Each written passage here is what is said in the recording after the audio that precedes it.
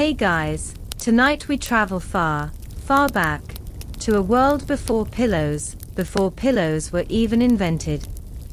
You're walking through the sticky, sun-cracked streets of ancient Sumer, which is somewhere between early civilization and way too many goats. It's hot. It's loud. And you probably won't survive this without heat stroke, bureaucracy, or at least 3 snake bites. You're wearing linen. Or is it wool? Either way, it's itchy. There are clay bricks under your feet, and buzzing flies around your face, and someone's yelling about temple taxes in a dialect you don't understand. Welcome to love in 2400 BCE. So, before you get comfortable, take a moment to like the video and subscribe, but only if you genuinely enjoy what I do here. And hey, drop your location and your local time in the comments. I like knowing where and when you're listening from. Now, dim the lights, maybe turn on a fan for that soft background hum, and let's ease into tonight's journey together. You find yourself in the city of Lagash, one of the powerhouses of ancient Sumer, sitting low and wide beside the river like a lumpy baked pancake of temples and mud brick homes. You're just 16, give or take. That's middle-aged, really, by local standards. You've got the beginnings of a mustache, a scar from when a goat bit you on the wrist, and a future that's been chosen for you without much input. Congratulations, you are the middle son of a fairly important merchant. Your father deals in copper. Not the flashy kind that gets turned into jewelry, no. He's the bulk slabs and ingots type. He trades with distant cities like Dilmun and Murray, places you've only heard about in bedtime stories or market gossip. You've grown up watching pack donkeys get loaded up at dawn and seeing couriers arrive, panting and sunburned, at dusk. Trade is life. But so is family. And now your family has decided it's time for you to think about love.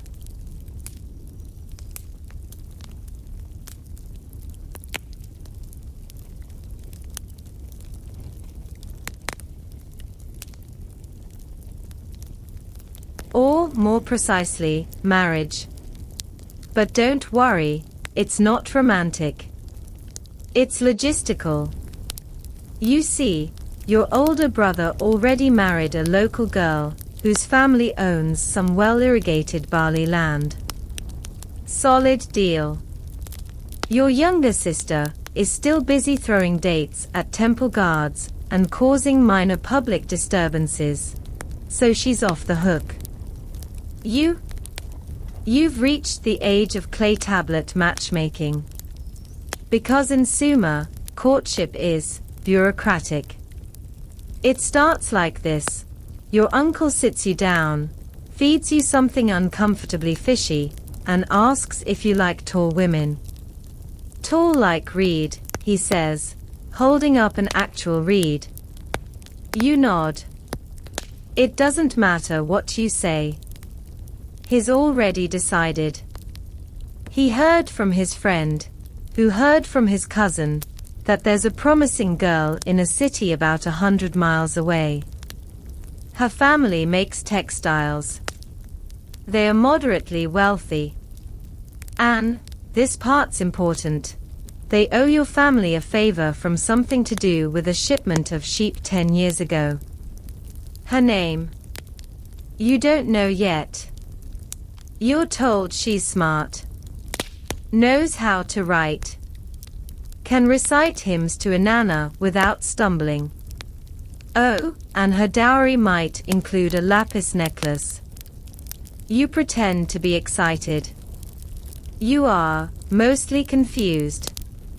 At night, lying on your mat, you wonder, how do you with someone with no face, no voice, and no idea who you are?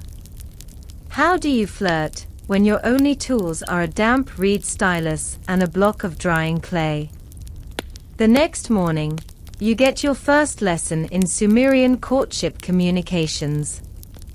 You're taken to a scribe. He's old. His beard is perfect. He smells like onion beer and confidence. His job: to help you write the first message. A love letter, sort of. Though in reality, it's half business proposal, half family resume, and 1/3 poetry stolen from temple walls. He asks you for your strengths. You say, "I'm good at stacking barley sacks." He sighs. "Can I say you are strong like bull of Uruk?" he asks. You agree. It sounds cooler than barley sacks.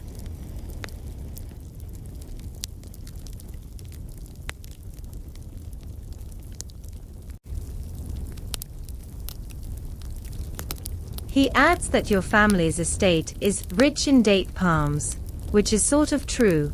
There are 3.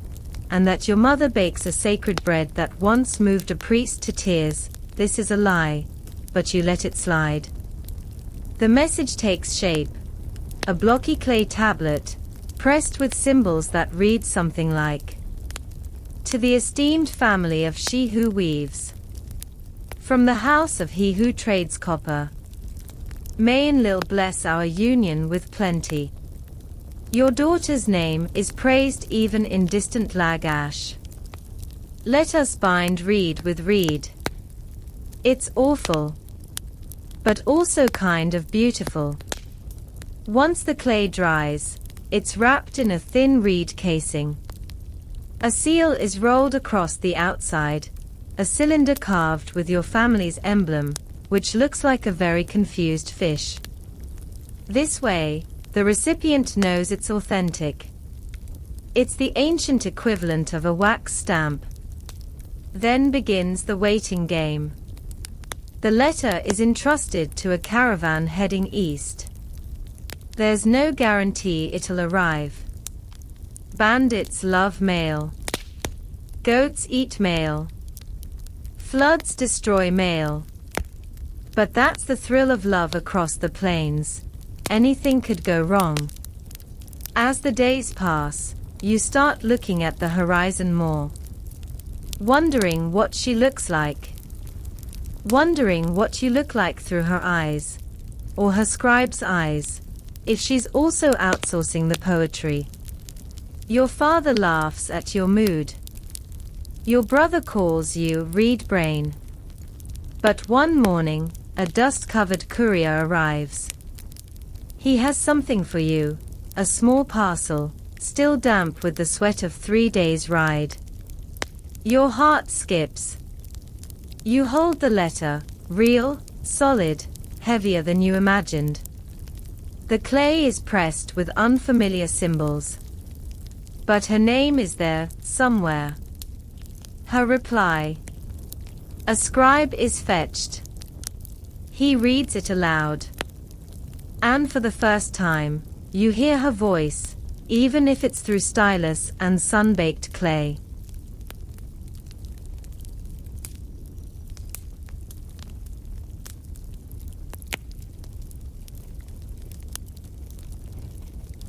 The scribe reads the first few lines with a faint smirk, because even the most dignified clay tablet can't hide flirtation when it's been pushed into wet mud by a reed pen held too tightly. To the house of he who trades copper, it begins, formal, respectful, and immediately followed by a line that makes the scribe snort. May your oxen be numerous, and your sandals free of thorns. A compliment.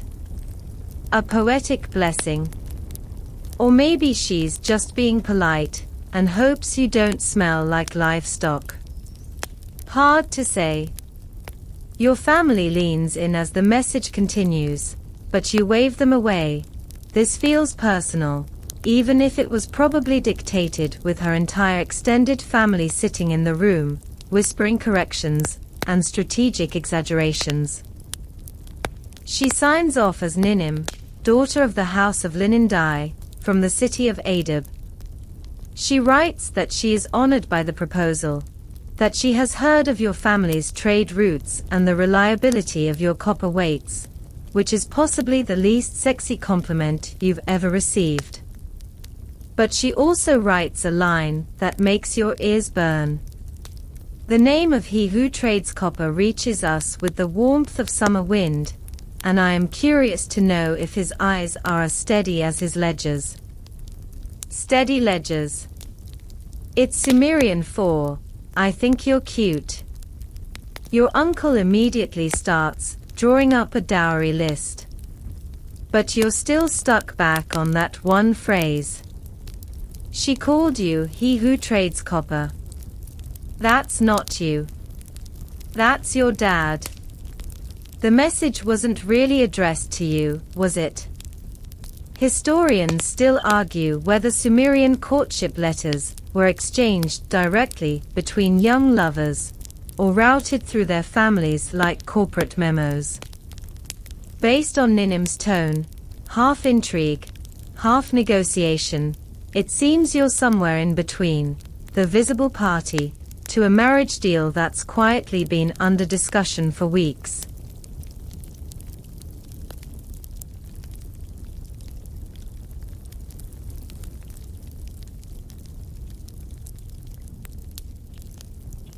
You sit by the canal that afternoon, kicking your heels into the mud, trying to picture what she looks like. The scribe described her as not unattractive, which could mean anything. Bright eyes, he said. Voice like river water. Did he make that up? Or did she really say it? Did she even see the message before it was sent?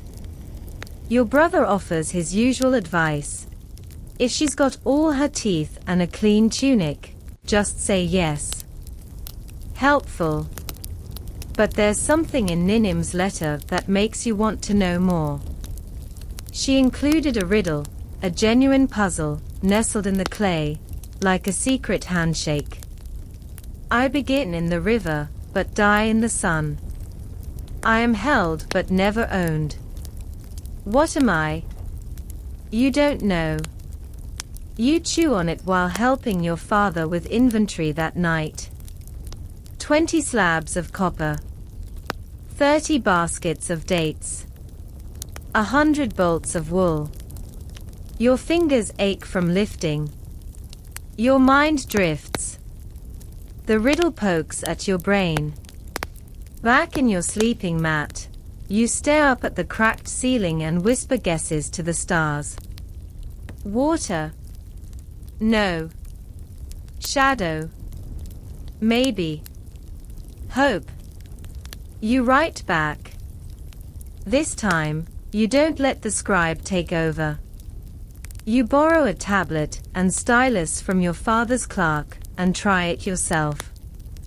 The letters come out shaky. The spacing is uneven.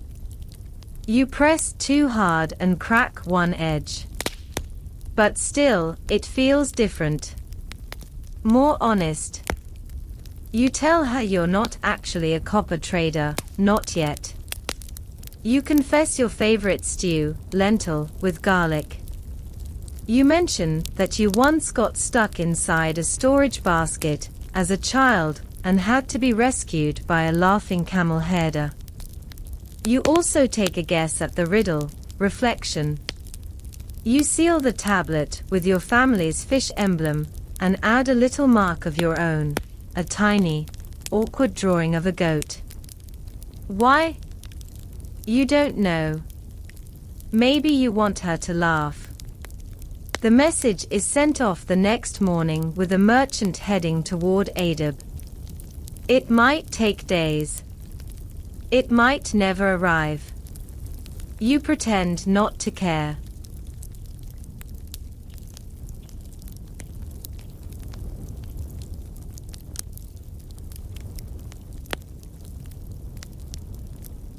But that evening, during dinner, you accidentally add 3 times too much salt to the stew. Your thoughts are somewhere else entirely, picturing a girl in a faraway house, laughing at a goat sketch in drying clay. Days pass. You develop a habit of lurking by the gate when couriers arrive. You pretend to be helping. You pretend you're checking shipments. But really, you're watching for something small, something sealed. When her reply finally comes, it's thicker than the last one. She's written 2 tablets this time, one stacked neatly over the other like little brick pancakes. The first is serious. Dowry negotiations. Family histories. Her father's assessment of copper values in the current trade season. But the second is hers. And it opens with a drawing. A goat. Very round. Very smug. Beneath it. Your goat is proud. I've named it Barzum. He thinks he's handsome. You smile so wide your mother accuses you of eating sugar when she wasn't looking. Her words are more playful now. Less cautious. She says she liked your answer to the riddle. Says reflection was close enough, though technically she meant water vapor. She's a bit of a know-it-all, apparently. You like that. She tells you that her sister thinks your seal mark looks like the fish trying to read. You try to be insulted, but the mental image is too good. She says she hopes one day to see your real handwriting. Not the scribe's. Yours. Even if it's messy. You read that line over and over. Your life suddenly feels strange. Half in the fields, sloshing through irrigation ditches and counting goats, and half somewhere far away, chasing riddles and sarcasm, and imaginary livestock with a girl whose face you still don't know. The next day, you write again. You don't even wait for permission.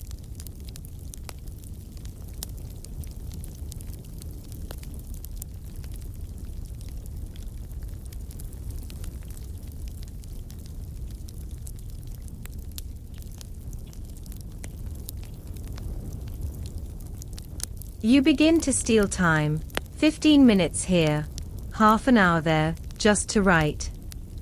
You scratch out letters in the storeroom, your back pressed against bags of lentils. You carve lines while pretending to inventory reed baskets.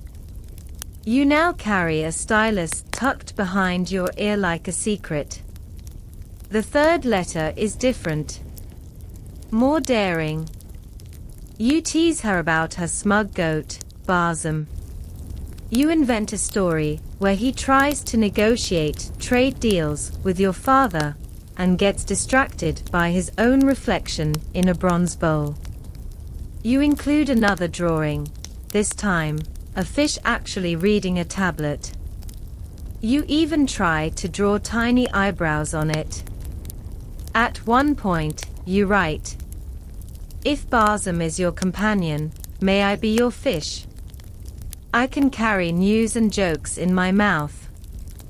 I just ask not to be served with garlic." You realize later it sounds like a weird pickup line.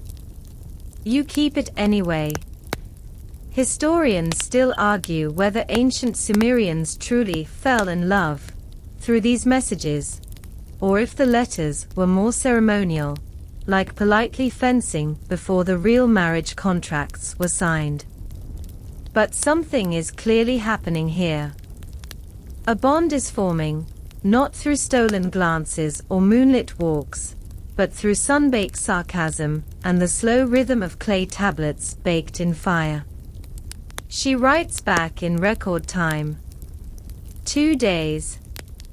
Maybe she bribed the courier. Or maybe she was just waiting, stylus in hand. Her reply is short. But at the bottom of the tablet, she's added something that makes your throat close up a little. I would keep your fish, even if it smelled like onions. You read that in the orchard. You're supposed to be gathering dates, but instead you just sit beneath the branches, letting the sun fall over your knees, rereading those words. Back home, though, things are shifting. Your father starts asking more pointed questions. Have they mentioned a dowry number? Did her family say anything about linen quotas or warehouse space? Are they expecting a priest from Isen to officiate?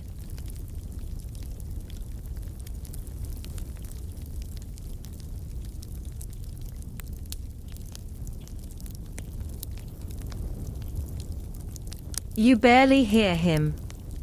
You're busy carving another tablet, this time with a poem. Not a real poem. Just a dream you had, where she was walking beside a canal and stopped to pick up a frog, then scolded it for poor posture. Your little brother spies on you mid-carve, and snorts, so hard he nearly chokes on a date pit. You're writing about frogs now, he asks. You fling a small lump of clay at him. He deserves it. He'll deserve more soon. Because your brother, curious and unfortunately literate, decides to improve your next message. You leave it out to dry in the sun for just a moment too long. That's all he needs. By the time you notice, he's already pressed 3 new lines into the bottom of your latest letter. I await your song under the stars. My chest is large with longing. Also, my eyebrows are enormous. You panic. You try to smooth it out. You only make it worse. The clay is too dry now. You send it anyway. There's no time to redo it. Days pass. You imagine her reading those lines. Cringing. Laughing. Wondering if your stylus slipped or your ego got too big. Finally, a reply. Her letter is shorter than usual. But at the end, she's drawn something. 2 stick figures. One with absurdly large eyebrows.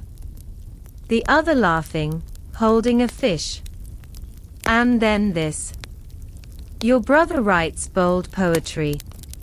Tell him I've never met a chest so large with longing. You want to sink into the floor. But you're also relieved. She knows.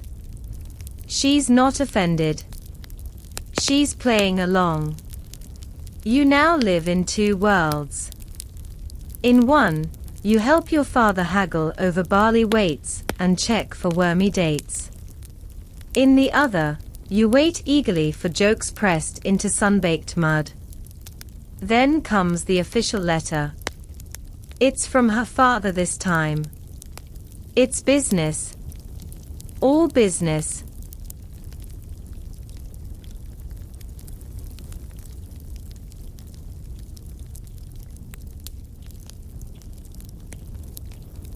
It lists her age, 17, her dowry contents, 2 linen bolts, 5 goats, 1 arm bracelet made of copper and possibly lapis, and a proposed timeline for marriage, after the barley harvest, assuming no floods or major temple holidays.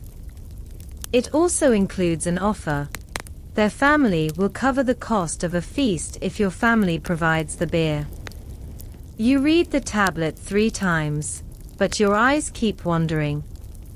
The opening line says, "The girl, Ninim, finds favor in your family's name and accepts the proposed path." Not, she loves you. Not, she wants to dance by the river with your fish seal. But in Sumerian terms, finds favor is practically a sonnet. Your father nods in approval. He starts sketching out guest lists. Your mother debates whether to bring in the good oil for her hair. Even the family goat seems smugger than usual. And yet, you feel something tighten in your chest. This was what you wanted, wasn't it? The letters. The jokes. The yes.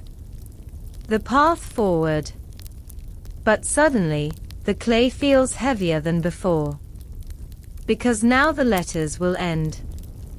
Or at least change. And you wonder, will the in-person Ninim be the same as the clay Ninim? It's easy to fall for someone whose voice comes filtered through stylus and fire. It's much harder to meet their eyes across a crowded feast and say, "Hi, I'm the fish." You don't sleep that night. Instead, you compose one more message. Simple. No jokes. No drawings. Just one line. If we do this, if you come here, will you miss writing to me?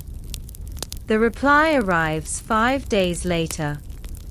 You hold your breath, cracking the clay gently open. At the bottom, under the seal and signature, is a single sentence. Yes. So we must promise to still write, even when we're just across the room.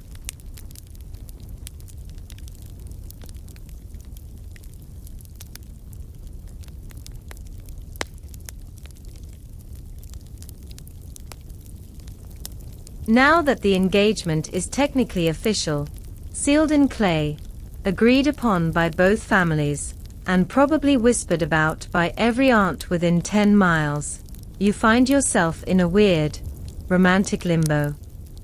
You're not married yet. But you're also not married. You're semi-betrothed. Emotionally shipped. Somewhere between poet and package recipient.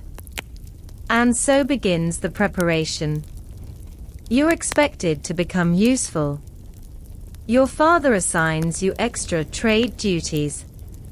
You're put in charge of organizing a copper shipment to your, which is basically like being asked to plan a modern move with 20 donkeys and a deep mistrust of calendars. You take the job seriously, mostly because every task you complete might put you 1 donkey load closer to marriage. In the evenings, you still write to Ninim. The messages are more careful now, like walking across wet clay. You don't want to seem too eager, but you are eager.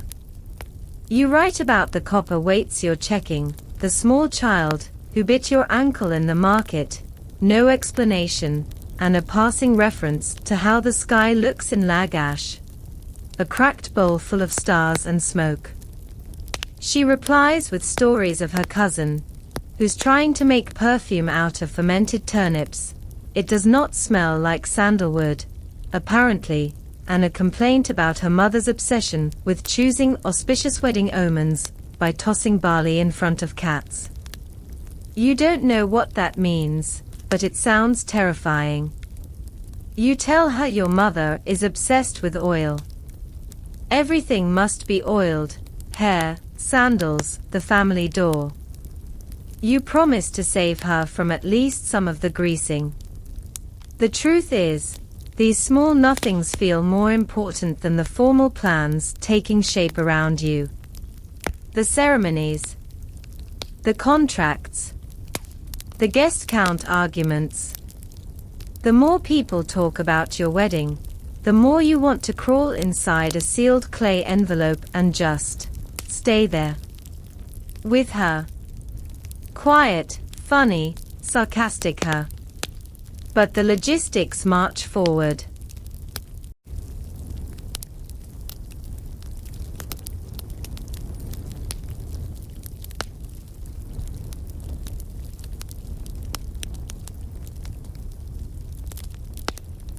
There's talk of her traveling to you. This is a big deal. In Sumer, women often moved in with the husband's family, but long-distance moves like this require planning, porters, and a priest who can recite travel-safe blessings without sneezing mid-chant. Your uncle insists she should come by caravan.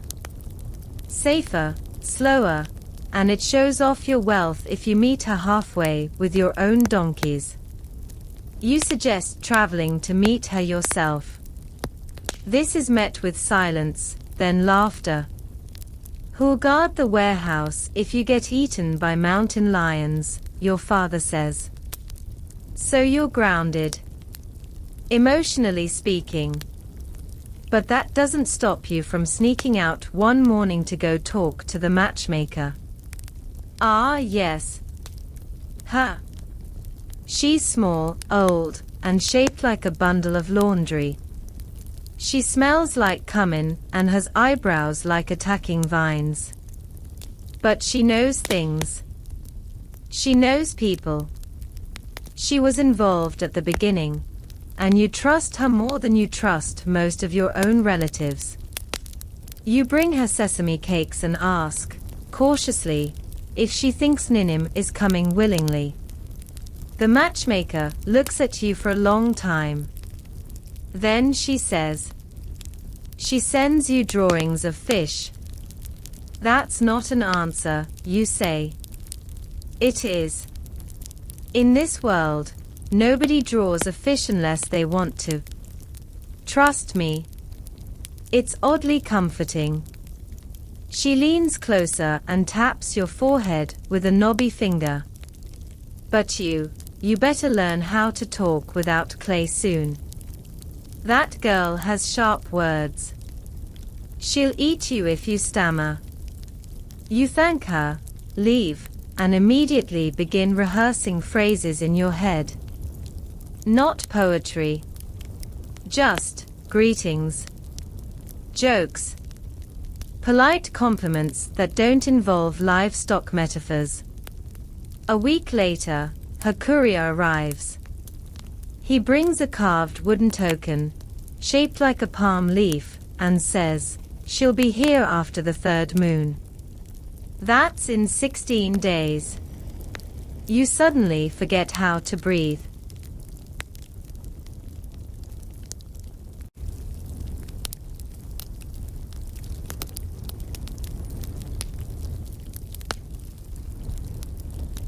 In Sumer, marriages aren't sudden. They simmer. The idea brews like date wine in a clay jug, slow, sticky, and a little unpredictable. Now, your jug is nearly full. Your whole house starts shifting into wedding mode. The courtyard is swept daily. Extra mats are laid out. Neighbors start just dropping by to check on the preparations and to whisper judgments about the number of goats you'll serve. The family goat begins practicing dramatic fainting, as if auditioning for the role of wedding victim number 1. Meanwhile, you write your final, unmarried, message to Ninim. You don't say much. Just that you've swept your room twice and rearranged the mats, even though your mother will redo everything. You say you hope she isn't allergic to figures. You ask if she'll miss writing. You think you're being subtle.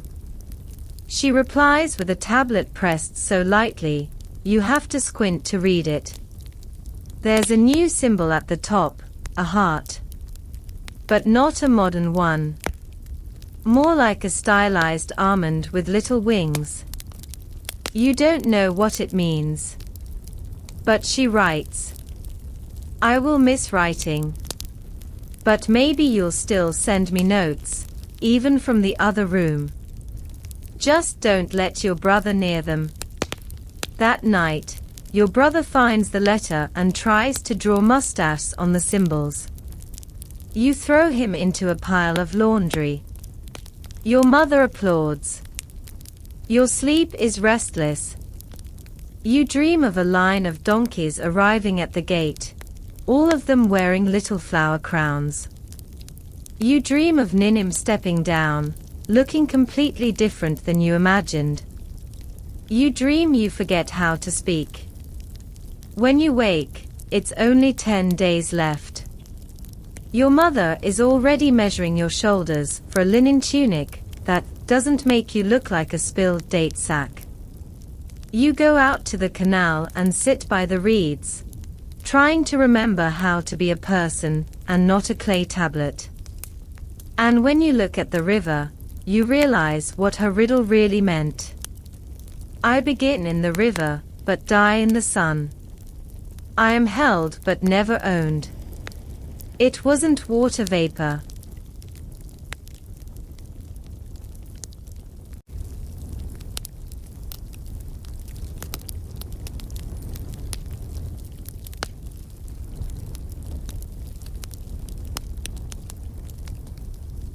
The days leading up to her arrival feel less like waiting and more like dissolving. You try to act normal, stack some barley, argue about goat feed, avoid your aunt who keeps offering unsolicited wedding blessings involving fermented garlic. But your mind is a cracked bowl holding too many thoughts. 7 days out, you start practicing your greeting. Not in front of people, obviously. Just you, pacing the orchard, talking to palm trees. Welcome to Lagash. I hope your sandals weren't stolen. You smell like perfume and probably disappointment. No, definitely not that last one. You're not nervous because she's a stranger. You're nervous because she isn't. You know her handwriting, her dry humor, her uncanny ability to tease you with just 3 words and a doodle of a smug goat. You've sent each other dozens of little pieces of your inner lives, pressed, dried, baked, and delivered on donkeyback. But now the real version of her is coming. With height and eyebrows and limbs and laughter that doesn't fit into square tablets. You don't know how to handle that. The preparations intensify. Your mother opens the good linen. This is linen so fine and old it has its own personality. She spends hours muttering over it, scrubbing invisible stains, threatening it with oil and frankincense. Your sister is suddenly helpful, suspiciously so. She offers to decorate the courtyard with reeds and pressed flowers, then immediately starts experimenting with dangerous-smelling oils. Someone, possibly your cousin, tries to dye the goats pink. He is gently dissuaded with a broom. Meanwhile, your father checks the storage room for wedding gifts. Standard stuff: 2 bundles of barley, a woven mat, a jug shaped like a lion, and a bundle of dried fish you're fairly sure are just for show. 3 days out, your mother hands you a ring.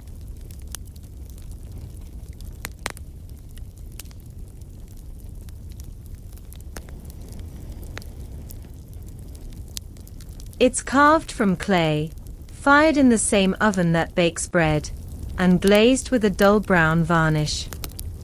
Nothing flashy. But inside the band is pressed a tiny seal, your family's fish emblem. It's not for the ceremony, she says. Just something you can give her. So she has a reason to smile when she wants to punch you. The day before she arrives, you can't eat.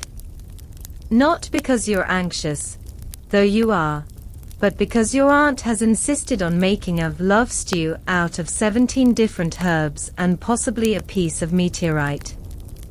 You claim a sudden need to count date pits in the courtyard and flee.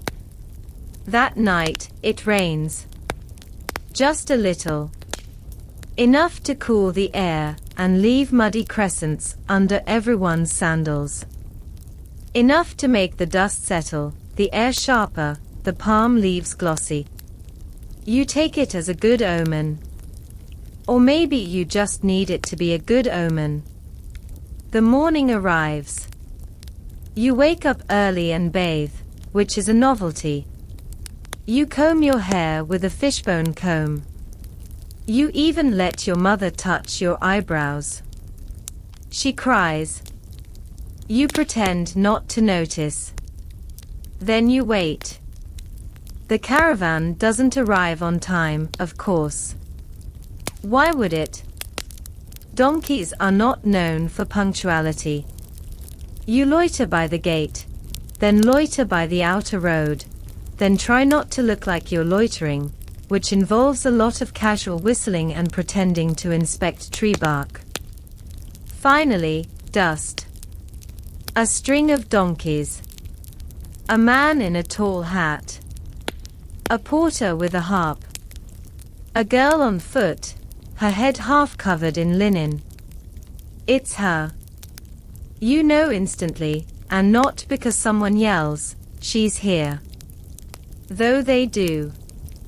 It's the way she stands, like she's taking the whole scene in and quietly judging everything. Her eyes scan the gate, the courtyard, the goats. Then they land on you. And she smiles. Not a huge smile. Just a corner tilt. But it's the exact same smile you've imagined, every time she wrote something snarky. You walk forward. Your legs forget how to operate. You're fairly certain you trip on air.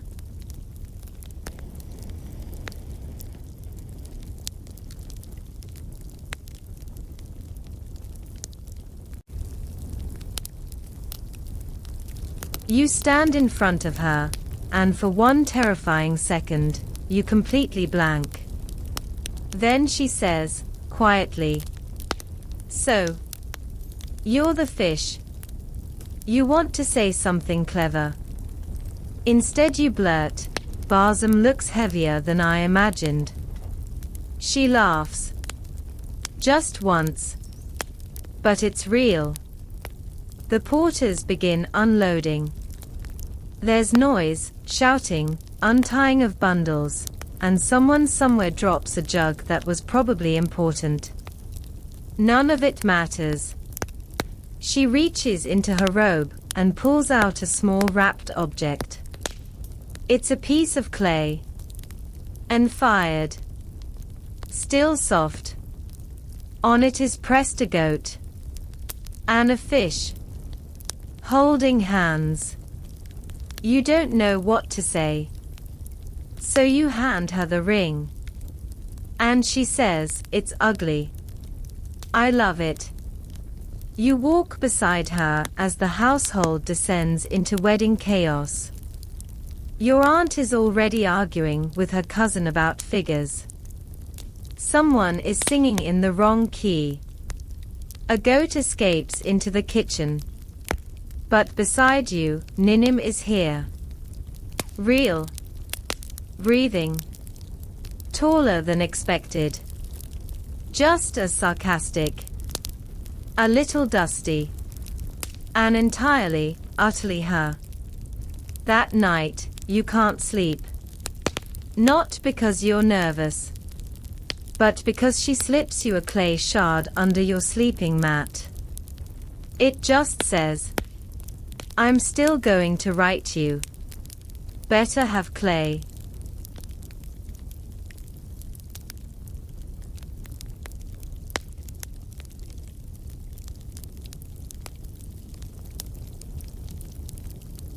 The first morning after her arrival, you expect something grand. A quiet, cinematic moment where your eyes meet across a courtyard full of doves. Maybe a poetic breakfast under a fig tree. Instead, you wake to the sound of her arguing with your brother about donkey placement. "No, the other rope," she says. "The one that's not frayed like a drunk spider wove it." Your brother grumbles. You smile. You find her in the courtyard, sleeves rolled, hair tied back, helping sort the wedding supplies as if she's been living here forever. She looks up at you and tosses you a fig. You're late, she says. The barley bundles won't sort themselves. You nod, take a bite, and instantly regret it. The fig is sour. She grins. I picked that one for you. That's your new life. She is here. Fully, loudly, unapologetically here. And she's already managed to charm your mother, insult your uncle, with a smile, and reorganize your family's spice storage system in ways no one fully understands. You catch yourself watching her move through your home like it's half puzzle, half performance. She's sharp and observant and somehow knows the names of the goats already. You never imagined your house could be made new just by someone else noticing it. Historians still argue whether ancient Sumerian brides had much say in their new homes, or if they were expected to fall quietly into the role of daughter-in-law, baker, and temple choasini. But if Ninim got that memo, she clearly used it to wrap onions. She writes you again. Not on a formal tablet this time, but on a small clay chip she tucks into your sandal while you're bathing. You snore.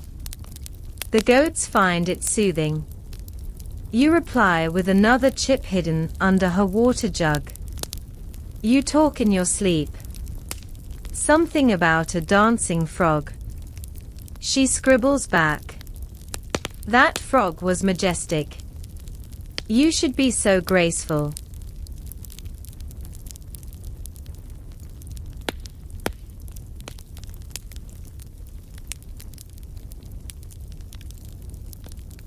And so begins a new kind of courtship, not through messengers, but through random objects, snuck notes, and sudden ambushes of sarcasm. You find a message in your grain sack. She finds one inside her hair comb case. You discover one in your cup of lentils. She calls that one performance art. Meanwhile, the wedding looms. It's scheduled for 3 nights from now. The full moon. Apparently, that's when the goddess Inanna is most likely to bless fertility and forgive dance mistakes. Your family is buzzing. Your aunt is crying daily. Your sister is rehearsing harp music she barely knows. There's talk of fig wine, a ceremonial goat, of course, and your mother is still oiling everything. You're fairly sure the clay walls are starting to shine. In the middle of all this, Ninim pulls you aside. We need to talk, she says. Your stomach flips. This is it. She's going to say it's too fast, or too dusty, or that your family's obsession with onions has crossed the line. Instead, she holds up a little pouch. Inside, a small seal, her family's emblem. A stylized palm leaf, carved with care. I want you to have it, she says. You blink. That's yours, you say. You stamp things with that. She nods. I've carved a new one. A shared one. You can keep this one, if you promise not to use it on goat receipts. You want to say something serious. Instead, you blurt, what if I stamp it on my forehead? She considers. Well, it would improve your face. You laugh. She doesn't. Then she smiles. Then you both laugh. That night, you write her a proper tablet. No fish. No goats. Just words. Before you arrived, I thought I knew you. The letters made me bold. But now, hearing your voice, I understand the clay was only the shadow. You are the fire. You leave it on her mat. She doesn't say anything in the morning. But she brushes your hand when you pass each other in the hall. And you feel like the entire city of Lagash is suddenly lighter.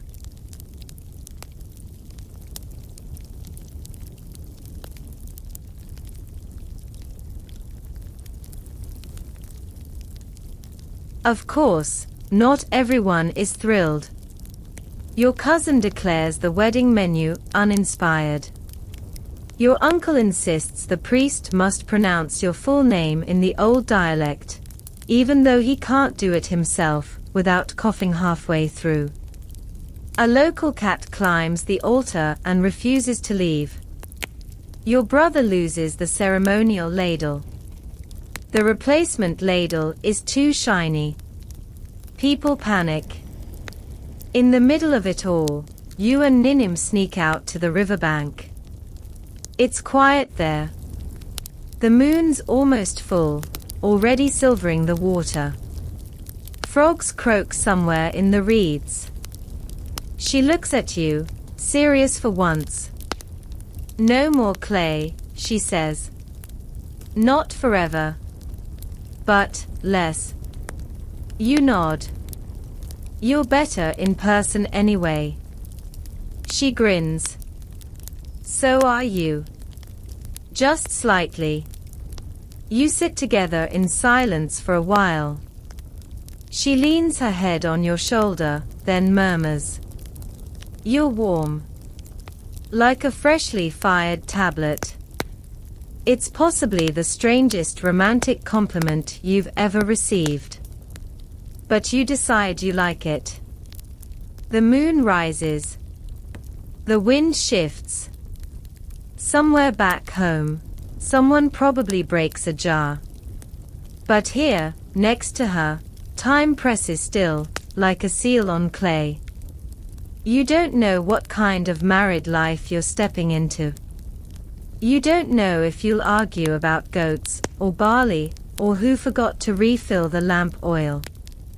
But you know this, whatever shape your life takes, it will be pressed with the same careful symbols. And sealed. Together.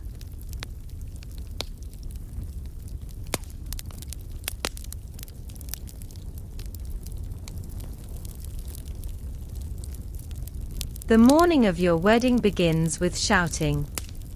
Not the happy, celebratory kind, no, this is more the "where is the ceremonial onion garland" variety.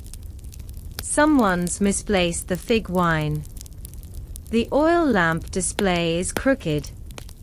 The musician has lost 2 strings on his harp and insists it adds atmosphere. You take none of this personally. After all, you're the groom, which in Sumerian tradition means you're expected to look solemn, slightly oiled, and mostly out of the way. Your mother fusses over your tunic. Stand up straight, she says, then wipes a non-existent smudge from your sleeve with a look of doom and deep love. And don't forget to speak clearly. You mumble like a barley sack.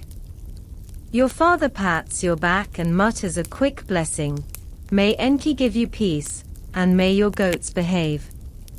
You assume that's the best he can manage without crying. Meanwhile, Ninim is nowhere to be seen. You catch brief whispers. Her cousins are helping braid her hair. Her aunt is reciting an extremely long good luck hymn that no one asked for, and someone spilled perfume into her sandal pouch. You're not allowed to see her until the ceremony. You try not to panic. Instead, you walk the perimeter of the courtyard where the ceremony will happen. You pause at the clay brick altar, run your fingers across its surface. Tiny etchings mark the edge, symbols for grain, for marriage, for luck. The priest carved them earlier.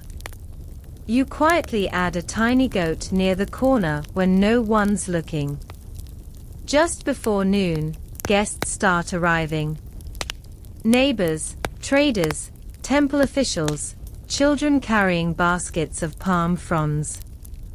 Everyone dressed in their best. That means lots of linen and a suspicious amount of shiny forehead grease. The air smells of sesame, date cakes, and whatever that one uncle always insists is ritual garlic.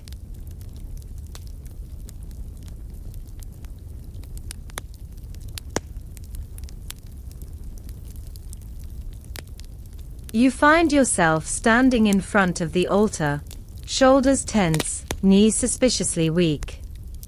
Your brother gives you a thumbs up from the crowd, then drops it when he sees your mother glaring. Then, finally, she arrives. You hear her before you see her. Laughter, whispers, the rustle of woven cloth. Then the crowd parts, and there she is. Ninim. Her tunic is a soft reddish-brown, dyed with crushed pomegranate skins. Her hair is braided and pinned with tiny copper clasps. Around her wrist, a familiar clay ring, the one you made. It still looks ugly. It still looks perfect. She walks toward you without hesitation. Not like a bride entering a new life. More like a friend crossing a room to say, "You look like you haven't slept." You smile. She doesn't stop smiling either. The priest begins the blessing. He speaks in measured tones, calling down the gods of water, sky, fertility, and minor agricultural complaints. He invokes Inanna and Dumuzi, whose own courtship saga was somehow both romantic and deeply unsettling. He pours a ceremonial jug of beer into the ground to share with the ancestors, which probably just makes the courtyard smell like a forgotten tavern. Then he asks the question. You've been waiting for this moment. Not the "do you agree to be joined" part, though, yes, you do. But what comes after? See, in your last clay message to Ninim, your final unmarried note, you asked her to do something strange. If you still like me by the time the priest asks us to join, reach down and tap your sandal once. Just once. A small, silly gesture. A signal. One last secret in a sea of very public noise. You weren't sure she'd remember. You glance down. Her sandal taps once. Quiet. Quick. Deliberate. Your heart could roll away and live in a jar forever, and you wouldn't miss it.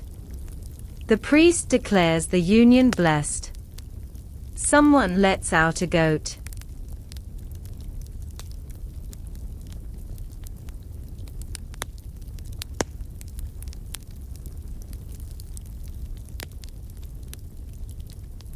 Your family cheers. Someone starts beating a small drum. Your aunt is already crying into a sleeve, and your uncle is toasting no one in particular with a cup of date beer. You and Ninim are led to the feast table, hand in hand. You eat beside her, surrounded by stories, spices, and the Bella-controlled chaos of a Lagash wedding. A young cousin spills lentils into the fire. Your sister sings a harp song so off-key the family goat lies down and refuses to get up. Someone steps in the ritual wine puddle. And yet, beside you, Ninim is calm. She flicks barley grains at your shoulder. She steals your fig when you're not looking. She leans in once to whisper, "My aunt tried to kiss the priest." You nearly choke on your bread.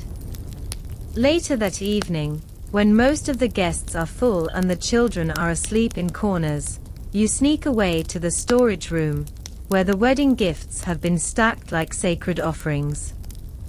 There are jugs of oil, rolled mats, baskets of dried fruit, a single beetle carved from lapis, use unclear, and a stack of unused clay tablets. You pick one up. You write, "We're married, but I still miss your letters." You leave it on her sleeping mat. That night, she doesn't answer with clay. She just wraps your fingers in hers, softly, under the reed blanket, and says, "I'll still write. But now I get to talk too."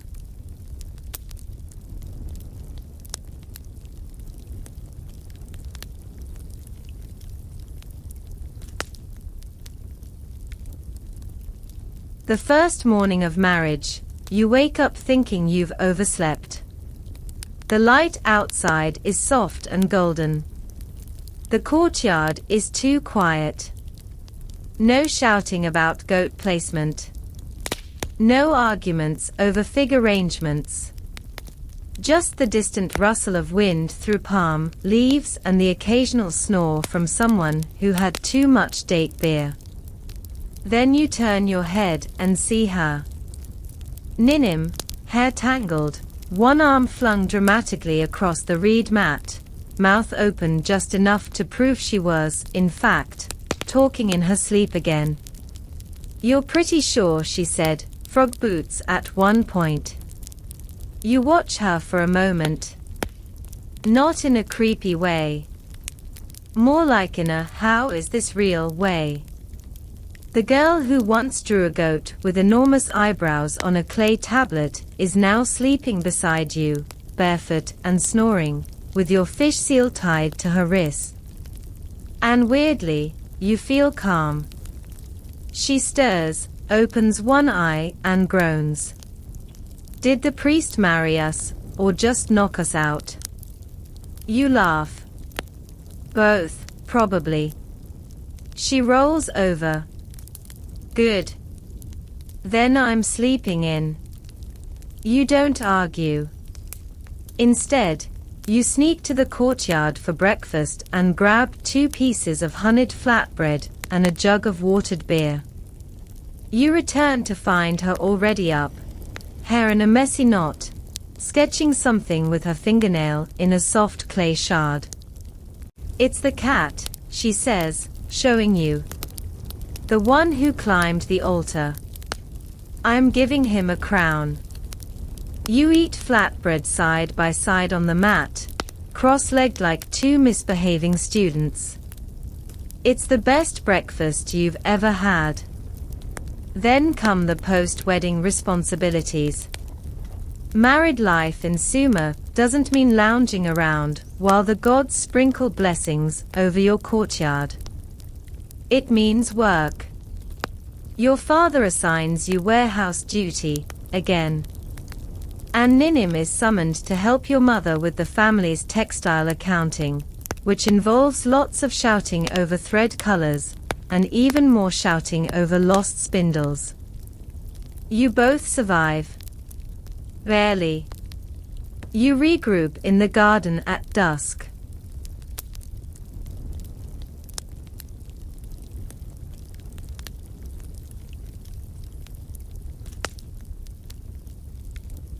Ninim collapses onto a mat with a dramatic groan. Your mother is terrifying. You nod. She once negotiated a better price for fish by threatening to oil the merchant. She leans back, arms behind her head. I respect that. You hand her a small clay disc you made earlier that day. It has a symbol on it, your fish, now wearing a tiny crown. You're not the only artist in this marriage, you say. She raises an eyebrow. That fish has 6 fins. It's abstract. It's ridiculous. She grins and puts it in her pocket. The next day, she starts leaving you notes again. Small ones. Tucked inside your satchel, balanced on your sandals, even slid under your barley tallies. One just says, "You still look confused when you think no one's watching." Another, "I almost like this place. The goats are smarter than your brother." Another still, "Meet me on the roof after moonrise. I'll bring something." You obey, of course.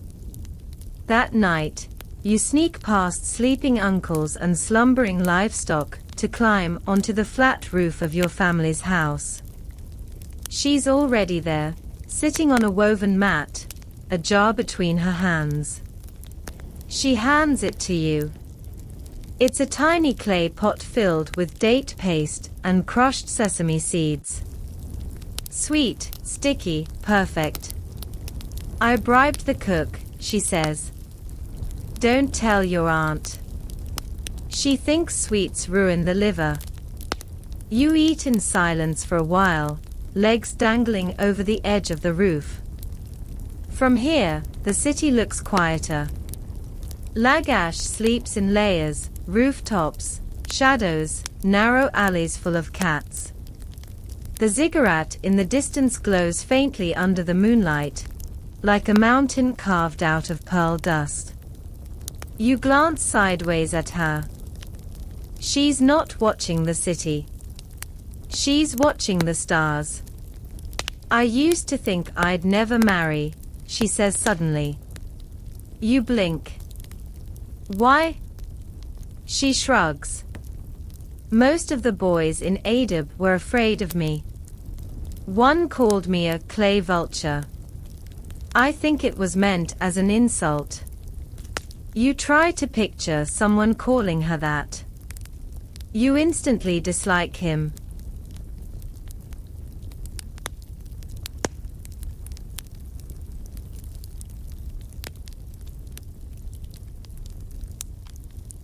She continues, "I wanted someone who'd write back. Someone who'd answer my riddles. Someone who wouldn't freak out if I put goat doodles in formal messages." You smile. "So, Fishboy passed the test." She leans her head on your shoulder. "Don't get a big head." You both stay on the roof until the moon slips behind the ziggurat. The city grows colder, quieter. Even the frogs take a break from their commentary. You think about the fact that, a few months ago, you didn't know her name. You didn't know she talked in her sleep, or drew animals with tragic expressions, or knew how to haggle for thread like a priestess possessed. And now, here you are, sharing a sesame jar under the stars, married, slightly sunburned, and entirely smitten. You nudge her gently. "Do you miss the letters?" She nods. "Every day." You pause. "Want to start again?" She looks at you, eyes gleaming. "Only if we keep hiding them in stupid places." Deal.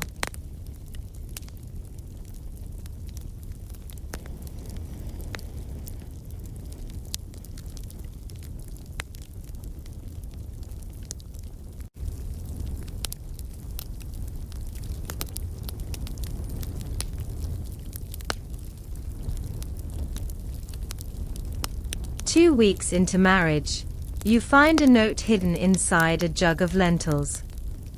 It's smudged. Clay and legumes do not mix well, but the message is clear. This is a test. If you find this note, you get a kiss. If you don't, I get your sandals. You're barefoot before breakfast. She's already won.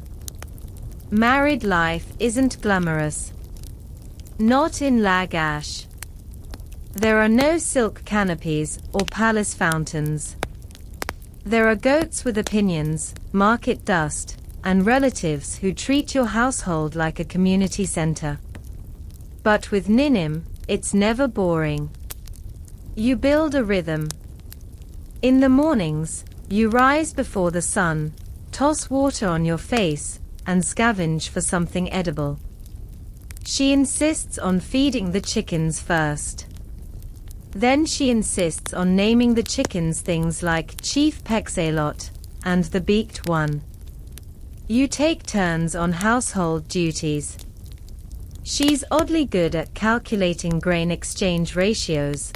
So good, in fact, your father quietly shifts ledger duties from your uncle to her. She brags about it. Loudly. Over dinner. You retaliate by organizing the storage room into color-coded baskets. She finds this hilarious. You're trying to domesticate the baskets, she says. You nod solemnly. Next, I'll teach them to read. Your mother begins to adore her. It's slow at first, a compliment here, a shared jar of hair oil there. But one day, you walk into the courtyard and find them gossiping together like old friends, cackling over some neighborhood scandal involving a borrowed tunic and a missing sheep. Ninim looks up at you and says, "We decided your cousin's wedding tunic was cursed." You decide not to ask. Historians still argue whether Sumerian brides had much influence in their new households. Some tablets show them managing estates, handling trade negotiations, and even signing contracts with their own seals. Others depict them in more domestic roles, weaving, cooking, or assisting in temple rites. Ninim does all of it, and then invents 3 new roles, just to keep things interesting.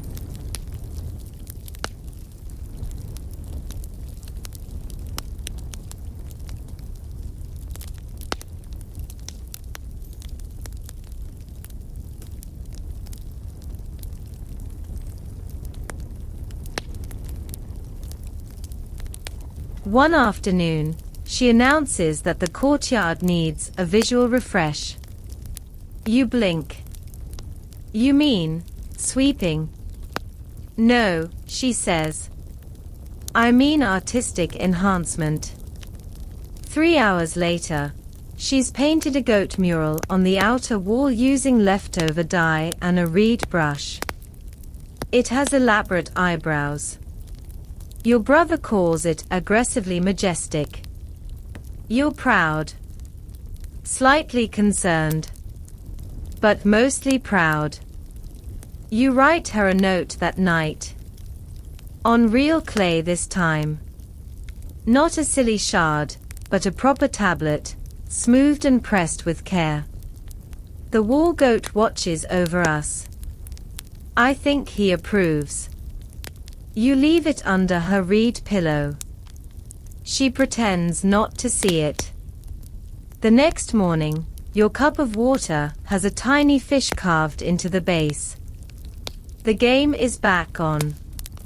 One evening, while you're cataloging jars, she sidles up behind you.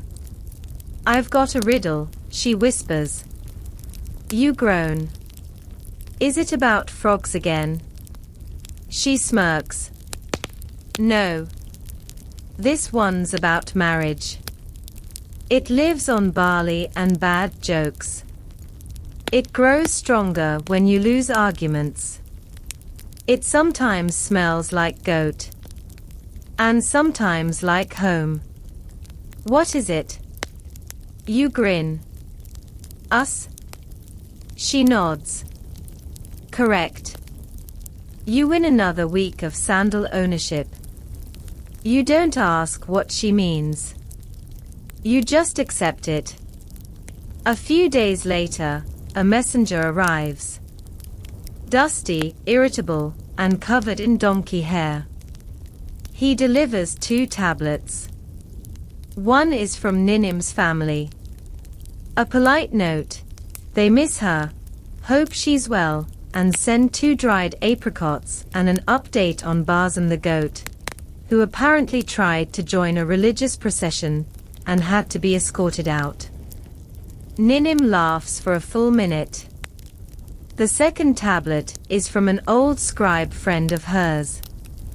It's written in Sumerian script so flowery, it might as well be poetry. He praises her intellect, wishes her joy, and subtly implies he's still single. You narrow your eyes. Ninim reads it aloud in a sing-song voice, then tosses it behind her. You're the only one who can handle my goat addiction, she says. He wouldn't survive.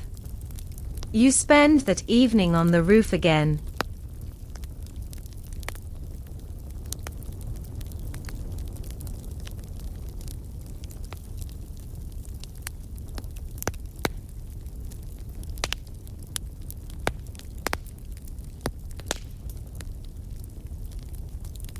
No sweets this time. Just cool wind, a blanket, and quiet talk. She leans against you and murmurs, I like this. What, marriage? No, she says. The roof. And your face. You wait. Okay, and marriage. But mostly the roof. You close your eyes and listen to the city breathing. Distant drumbeats, temple chants, the hiss of a street lamp flame being relit. Then, softly, she says, I thought this would feel different. How so? Less like me. Like I'd become someone's wife and stop being myself. You nod. You haven't. I know. But I worried that I'd get buried in barley and expectations. That I'd become a name on a jar label. You reach for her hand. You're still writing on jars. She laughs. True. You squeeze her fingers. You're not buried. You're the one planting things. And then, like magic, she kisses your cheek and says, that was a good line. Don't waste it on barley. You promise not to. That night, under your pillow, she leaves a tiny clay shard. Just one word. Home.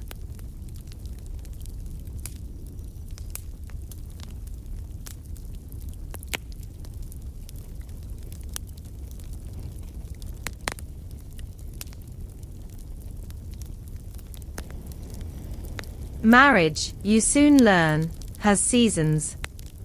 Not like weather seasons. Summer only really offers dry and dusty, or slightly less dry and still dusty. No, this is more like emotional seasons. The season of fig wine headaches, the season of in-law diplomacy, and the most unpredictable of all, the season of shared responsibilities and mild resentments. It begins over soap. You and Ninim have been rotating bath preparation duties. Simple enough.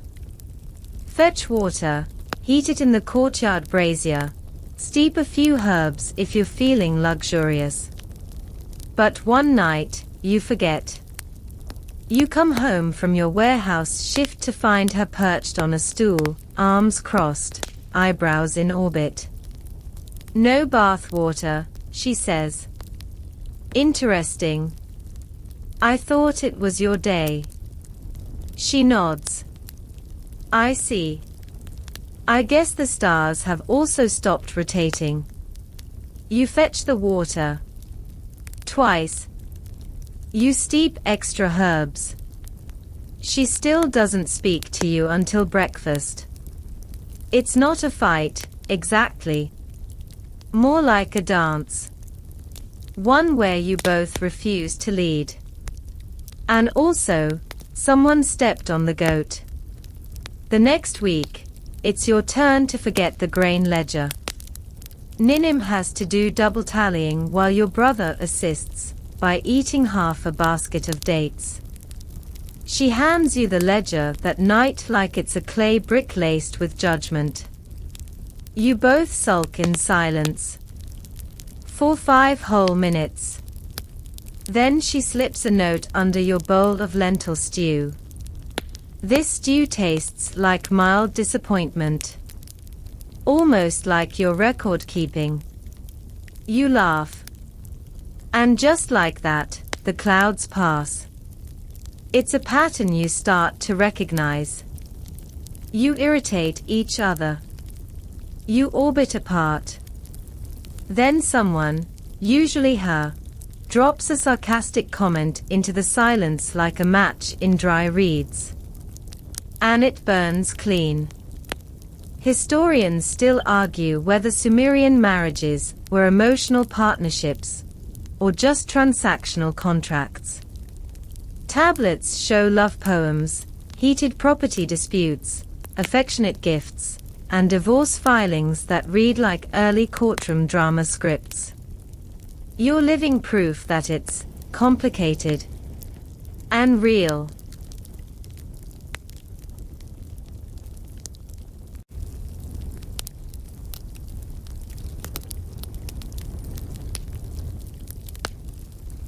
One day, she surprises you by showing up at the warehouse.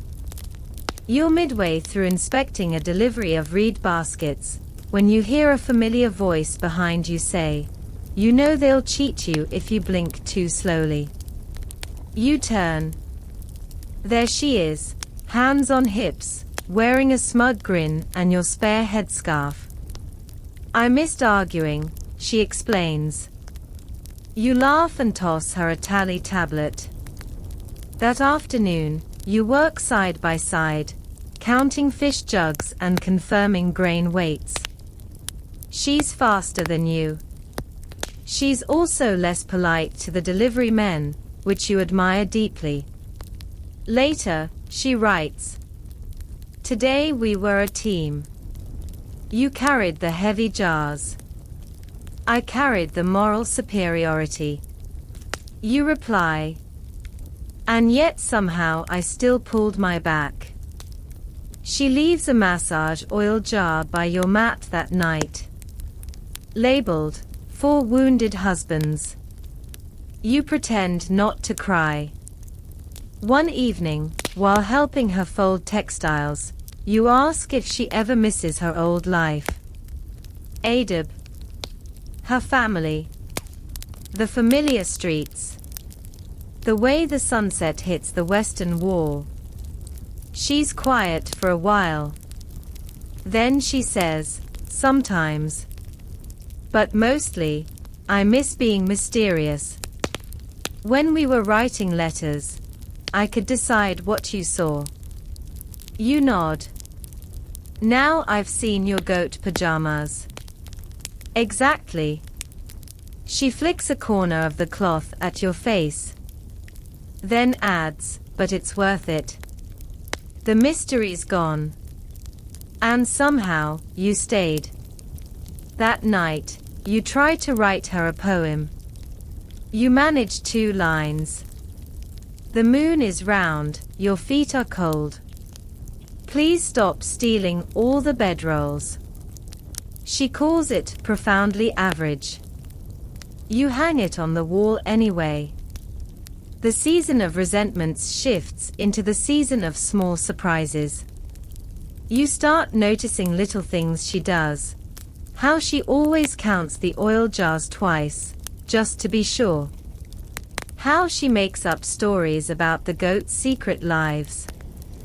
How she always knows when you need quiet, and when you need teasing. She makes you a pouch for your seal. Woven from scraps, with a tiny fish stitched on the side.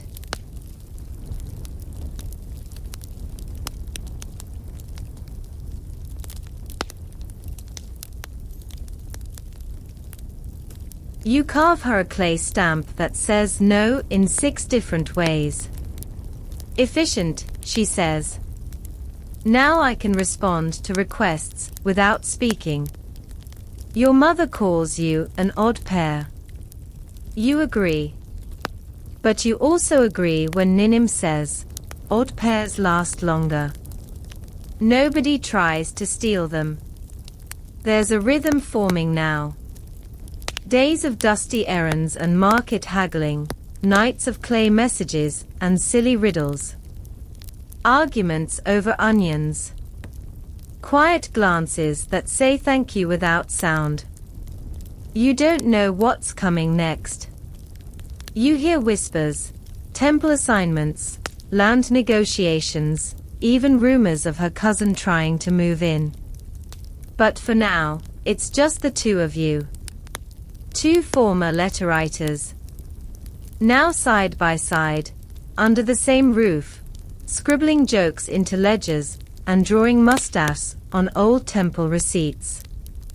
That night, she leaves you a new note. We're not perfect, but we're funny. And I think that counts for something. You write back. It counts for everything. Even if the goat disagrees.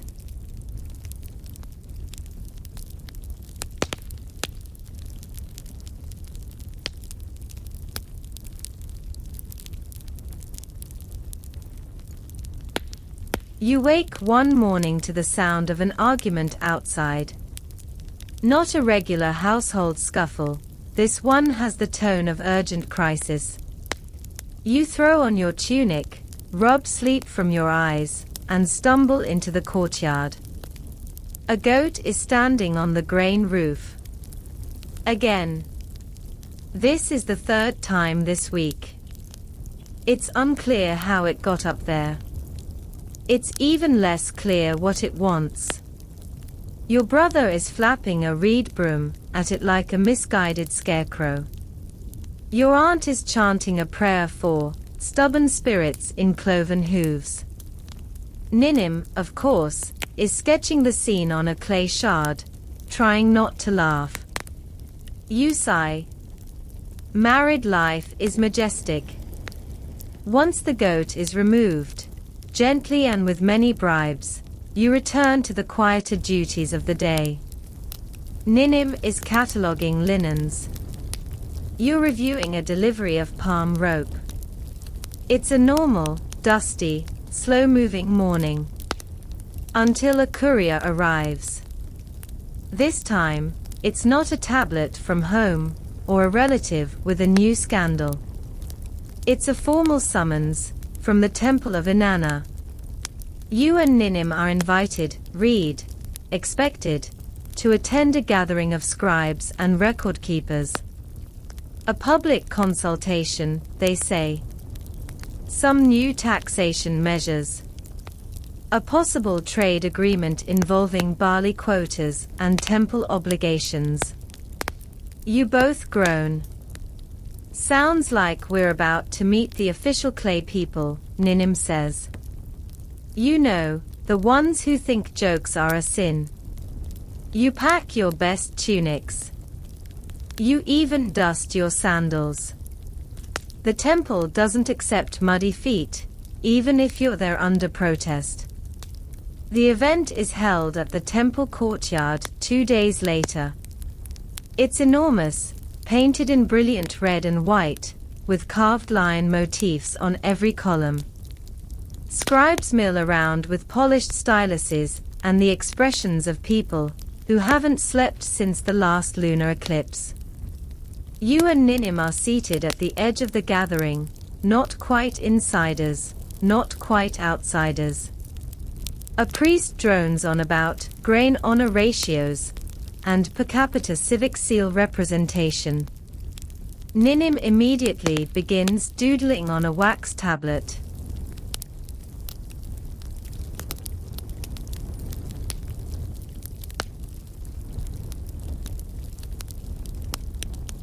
Her first sketch, a goat in a toga holding a stylus. You try not to laugh out loud. You fail. A few elders glance over, frowning.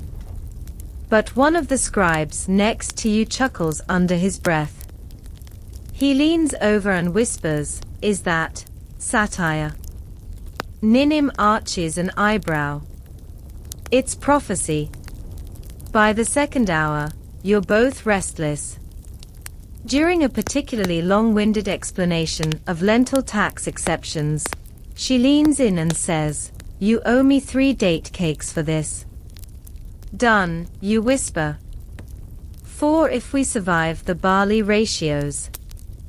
Deal. At the 3rd hour, a surprising thing happens. They ask you to speak. Not just to nod. To stand and share your insight into household record keeping as a recently wed citizen. You look around in disbelief. Then you stand. You clear your throat. Your voice squeaks once. Then you try again. You talk about how you and Ninim divide your tally duties. How you track grain jars. How she hides rejection messages inside amphorae marked for the temple. There's laughter. Real laughter. One of the priests even smiles. Then Ninim stands up beside you. Also, she says calmly, he once tried to measure oil using a broken cup. It led to what we now call the Great Slip of 8 jars. More laughter. And then, miracle of miracles, the meeting ends early. Someone says it's because the mood has lightened, but you suspect it's just that everyone's tired and a little hungry. Afterward, as you walk back through the market together, you hear whispers. That's the couple from the temple. The ones with the funny goat drawings. She insulted the barley metric and still got thanked. Ninim grins like a cat with a secret. You stop for date cakes, of course. You get 5. She insists on holding the bag.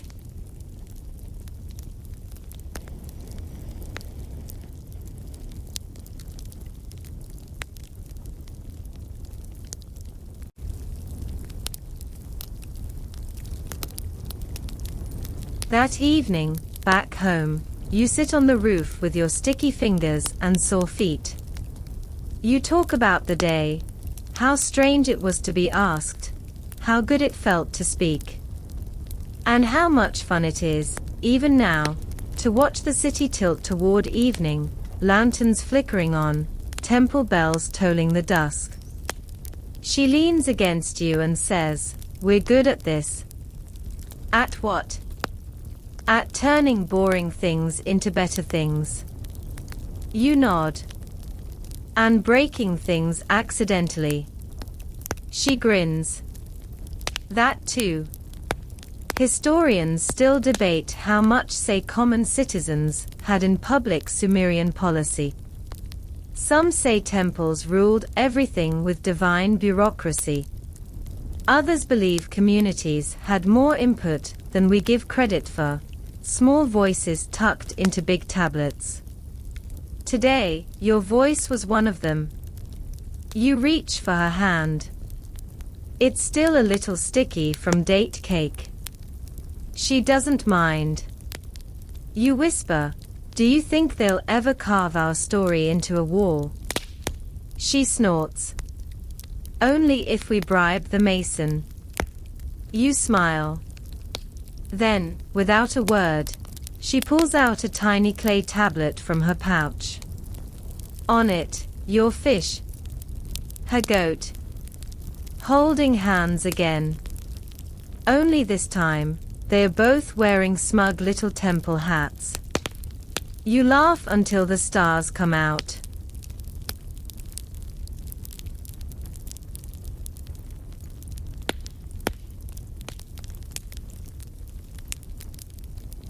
Two months into married life, the rhythms of your days begin to feel familiar, almost suspiciously so. Wake up. Fetch water. Herd goats, or chase them off rooftops. Eat barley. Argue about barley. Write sarcastic messages on shards of clay. Repeat.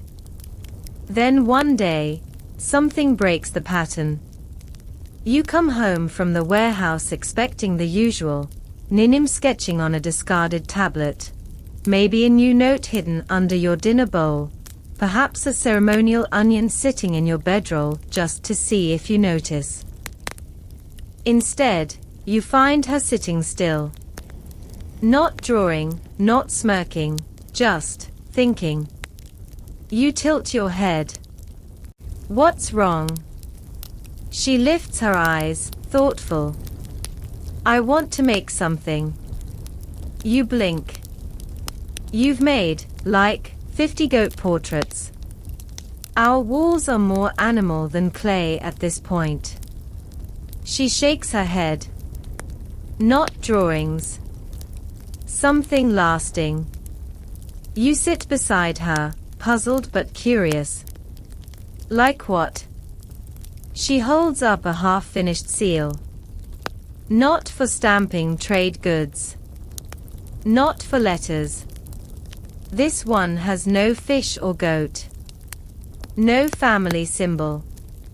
Just a spiral, surrounded by tiny dots. Abstract, mysterious. It doesn't say anything specific, she explains. But it feels like us.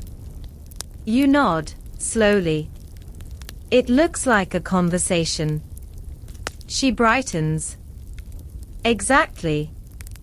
Historians still debate the purpose of personal seals beyond business. Some were ornamental, others magical, some just plain confusing. A few, like this one, seem to be nothing but quiet declarations of personality. A clay version of, "This is mine," without ever having to say it aloud. You offer to help finish the seal, but she waves you off.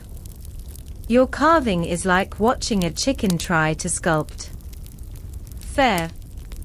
Instead, you start gathering materials. Fine clay. A smoother stylus. That one perfect pebble she likes to use as a burnishing stone. Together, you set up a small workspace in the courtyard, a spot between the date jars and the vegetable pile. It smells like ambition and garlic.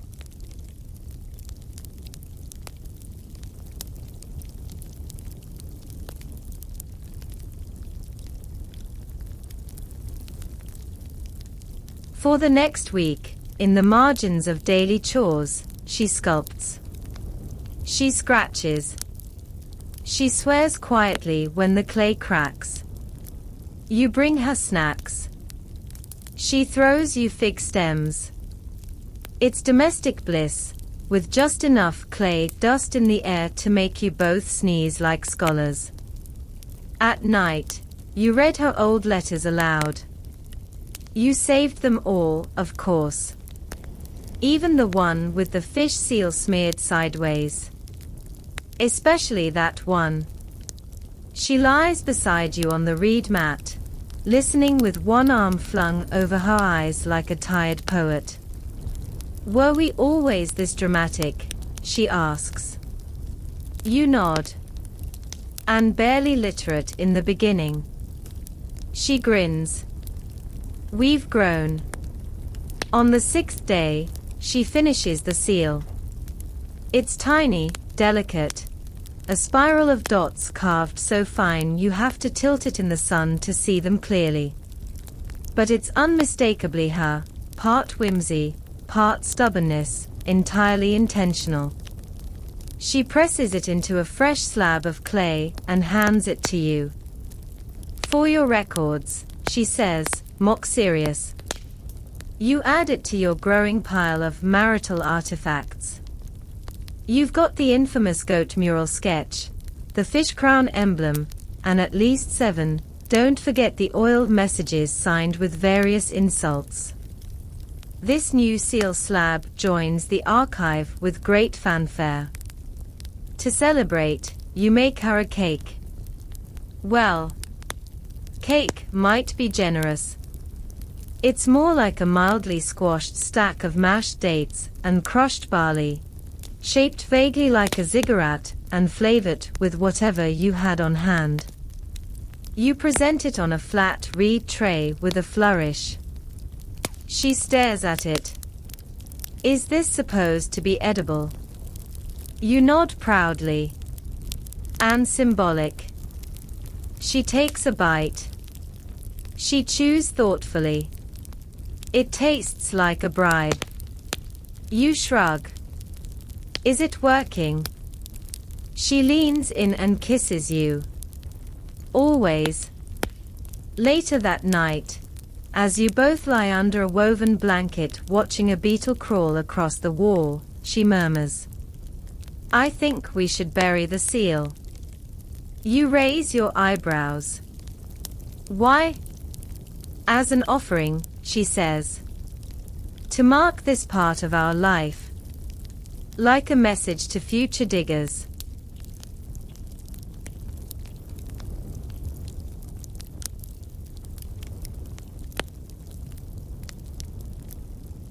As an offering, she says. To mark this part of our life. Like a message to future diggers, we were here. We loved goats. And each other. Mostly each other. You think about it. It feels right. The next morning, just before sunrise, you take the seal and its slab to the edge of your courtyard garden. You dig a small hole beneath the fig tree, the one that's never quite grown straight, but refuses to die. You press the seal into the earth together. No words. Just a shared look. Historians still wonder how many artifacts were buried on purpose, tokens of grief, of hope, of weird little marriages like yours. Most will never be found. Some will. And when they are, people will wonder, who left this here? What were they trying to say? The answer, if they ask about yours, will be simple. We said everything. In clay, in jokes, in shared chores and crooked trees. We said it all. You cover the seal with earth. You pat the dirt flat. Then you go back inside and burn the barley cake crumbs before the chickens can find them. That evening, under lamplight, she gives you a new note. Not on clay. On cloth. It just says, "We're not done yet. But we're definitely real." You fold it carefully. You don't need clay to make it last.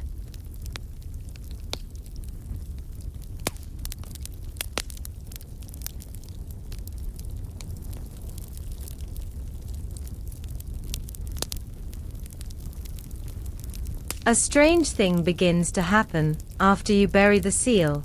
People start treating you like adults. Not just married people. Grown people. The kind who get asked about neighborhood issues. The kind who are expected to have opinions about the price of reed mats. The kind who sigh loudly before answering questions like, "Do you think the new scribe is embezzling goats?" You're not sure how this happened. One week, you're hiding love notes under laundry baskets. The next, you're being summoned to help mediate a dispute between two elderly cousins over whether a cracked amphora counts as usable if it still holds dates. Ninim handles it beautifully. "You're both wrong," she says calmly, examining the pot. "But only one of you is wrong with style." The cousins leave confused, but peaceful. You leave in awe. Back at home, she collapses dramatically onto your mat. "I need a title," she declares. Something that says, "Yes, I give excellent advice, but I still draw goats in temple margins." You nod. "How about Supreme Advisor of Slightly Petty Wisdom?" She grins. "Sold." Historians still debate whether women in Sumerian society held formal power or worked behind the scenes through wit and influence. You suspect the answer, in Ninim's case, is both. She's now unofficially in charge of half the neighborhood's problems, and officially in charge of your family's domestic budget. Which, to be fair, used to be a pile of lentils and a vague sense of optimism. Now it's ledgers, color-coded by her. You, meanwhile, are promoted from grain counter to assistant inventory overseer at the warehouse. This sounds fancy, until you realize it mostly means you now have to explain to people why they're short 3 jugs of sesame oil instead of just discovering the problem and crying privately. Still, you enjoy it. There's satisfaction in putting things in order, in checking off lists, in knowing that your fish seal now officially means something to people beyond just your wife.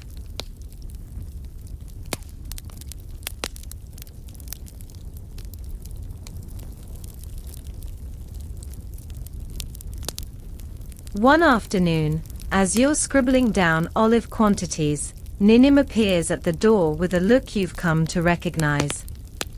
It's the "I have a plan, and it probably involves mild chaos" face. "I need your help," she says. "With what?" "A community board." You blink. "Like a slab?" "Yes," she says, already pulling a piece of chalk out of her pouch. "We'll hang it outside the house. People can leave notes, announcements, requests, marriage riddles. You know, useful things." You stare at her. You want to create a public message wall.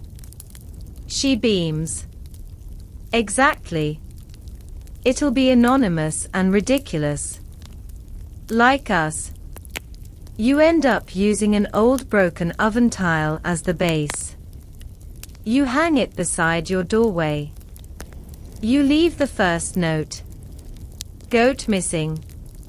Last seen judging my sandals." The next morning, 3 new notes appear. "Found your goat. He's in love with my laundry. Free pottery lessons. Unless you're my cousin, then don't show up. Does anyone else hear the frogs chanting at night? Or is that just me?" It takes off. People start stopping by just to read the latest messages. Some leave riddles.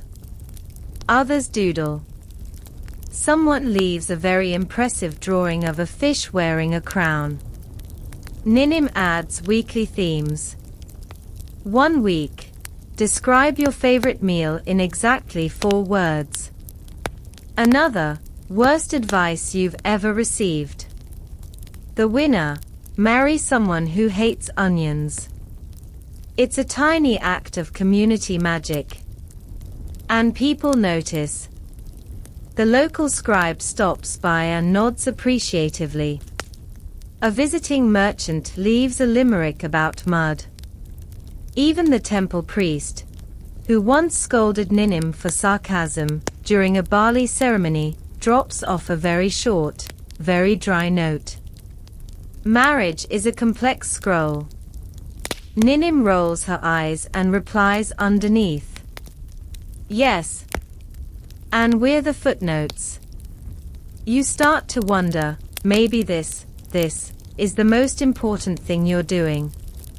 Not the ledgers. Not the oil jars. But the quiet weaving of laughter and mischief into a city that desperately needs it.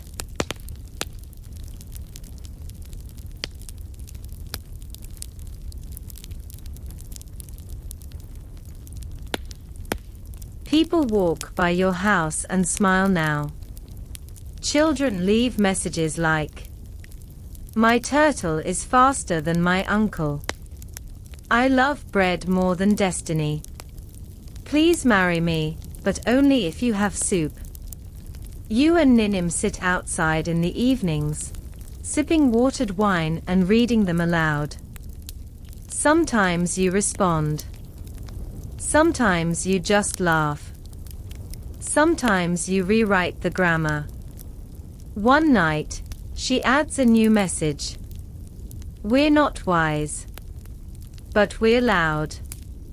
And mostly kind. You lean over and add a note below it. Also, we accept bribes in the form of cake. The next day, someone leaves 2 small barley cakes on your doorstep. They are still warm.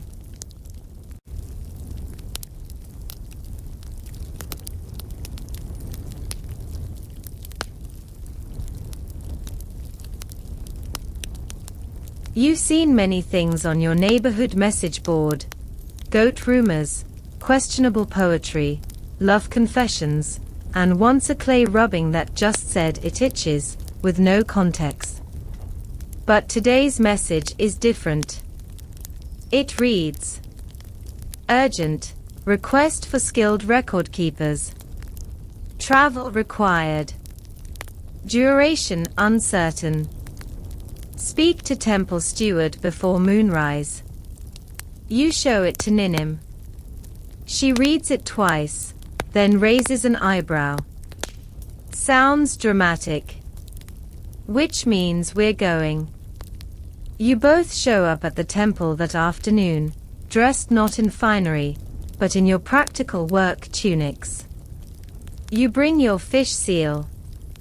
She brings 2 styluses, a backup stylus, and an expression that says, I don't trust mysterious invitations, but I do want to see what happens. The steward, a solemn man with sandals too clean for honest labor, greets you with barely veiled urgency. There's a farming settlement south of Lagash, he explains. Flood damage. The grain records were swept away. We're trying to rebuild them before planting season ends. We need people who understand household ledgers, community stores. Messy handwriting. Ninim interrupts. He hesitates. Yes. Also that. You look at her. She looks at you. She nods. We'll go, you say. Historians still debate how mobile, everyday Sumerians were. Most stayed close to their towns, tethered by land, trade, or family. But some, scribes, artisans, priests, and the very curious, traveled farther than we might think. And just like that, you and Ninim pack for the road. You don't have much. A sack of flatbread, dried onions, despite Ninim's protests, fresh ink, reed tablets, a small blanket, and the good sandals. The really good ones, the ones not yet chewed by goats.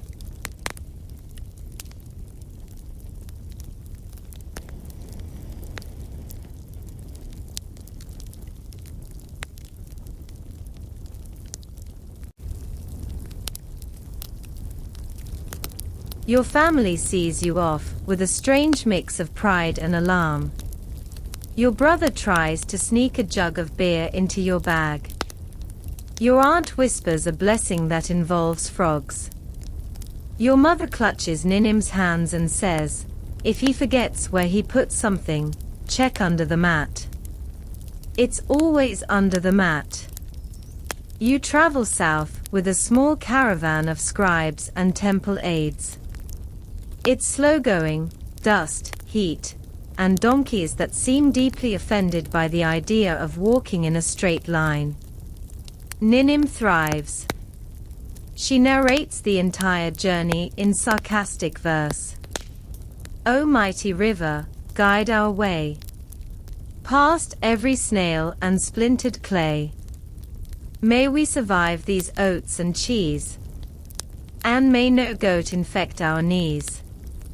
By the time you reach the damaged settlement, you're sunburned, exhausted, and very, very aware that you forgot to pack a second blanket. The village is quiet. Mud brick homes. A cracked irrigation canal. A few goats wandering like they're running a silent investigation. The records were kept in a low storeroom by the waterline.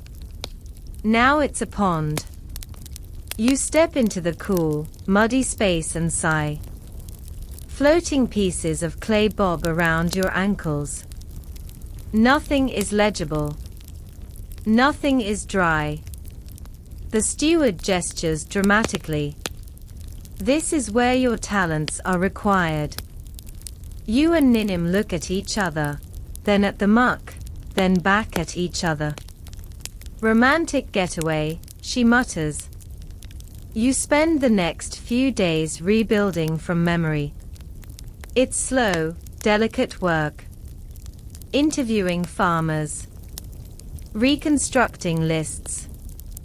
Guessing what 52 ___ of lentils used to be. Some records are straightforward. Others, not so much. Ninim discovers that one family's entire barley log was kept in verse. She spends hours decoding couplets like barley by moon, by jug and by tomb. If it turns black, blame Nana's back. You're in awe. And also slightly afraid of Nana.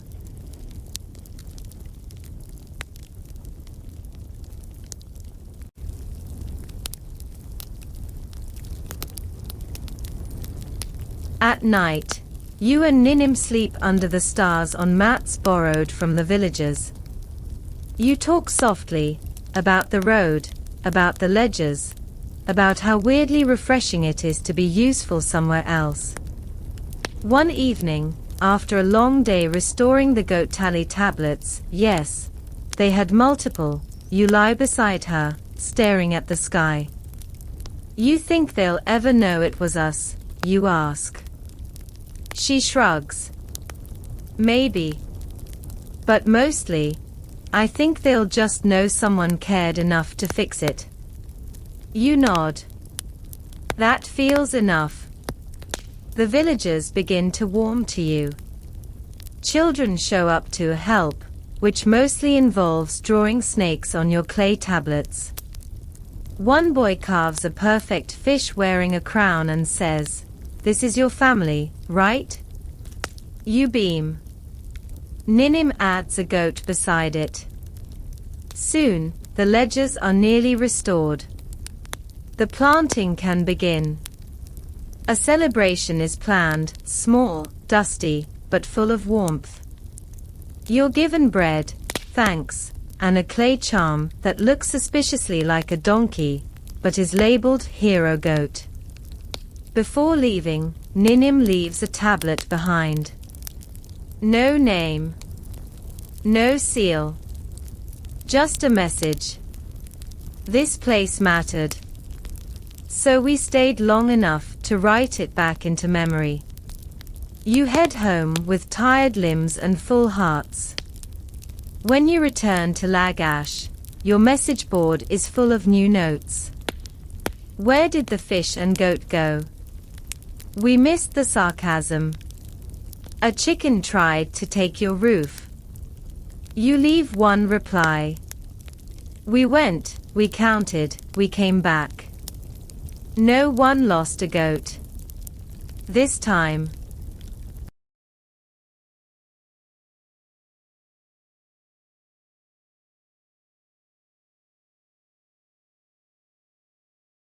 Returning to Lagash after your journey feels strange, like slipping into old sandals that now fit a little differently. Everything is familiar. Same crooked street corners, same impatient donkeys, same man yelling about cucumbers at the exact same volume every day. But you and Ninim have changed. You're a little more sunburned. A little more tired. and a lot more certain that this marriage thing might actually be working.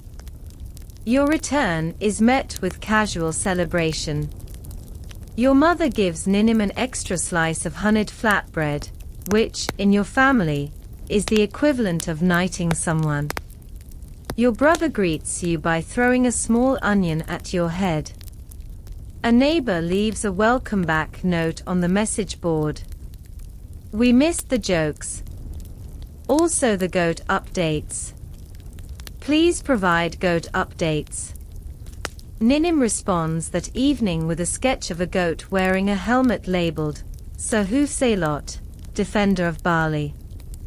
Life picks back up. You resume your warehouse duties. Ninim restocks the message board with new weekly prompts like, what would you trade for 5 figs? And worst thing to overhear during a sacrifice. But something else begins to take shape too. People start coming to you with questions. Not just about inventory or fish stamp placement. Bigger things. Can you help draft a contract? Can you mediate a marriage dowry dispute? What does this tablet mean? Why does the priest keep writing urgent in all caps? You both try to resist at first. After all, you're still the couple who once lost a chicken inside a grain jar. But the questions keep coming. So you answer them. You explain how ledgers work. Ninim teaches people how to hide opinions inside polite inscriptions. One woman brings you a crumpled love letter and asks, is this too much? Ninim reads it and says, it needs more frogs. Soon, the temple steward visits. He says, carefully, that there's been talk. That some believe the temple school could benefit from guest instruction. Someone practical.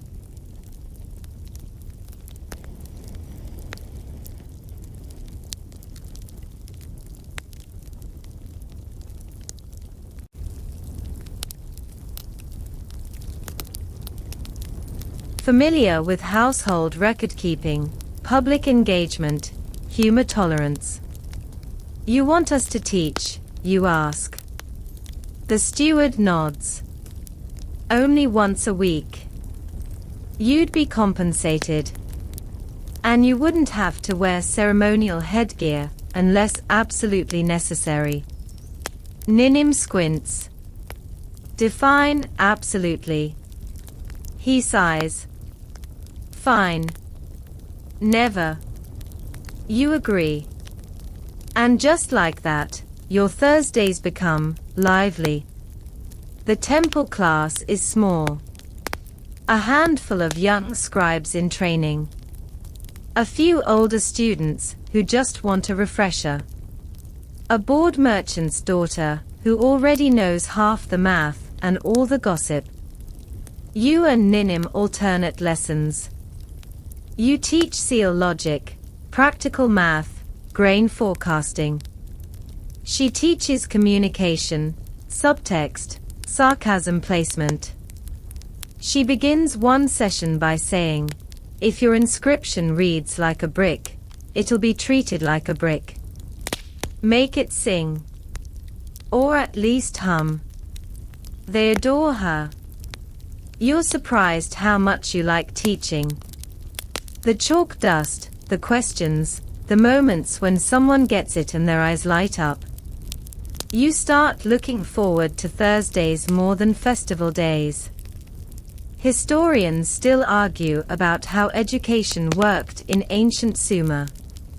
Much of it was temple-based, strict, focused on rote memorization.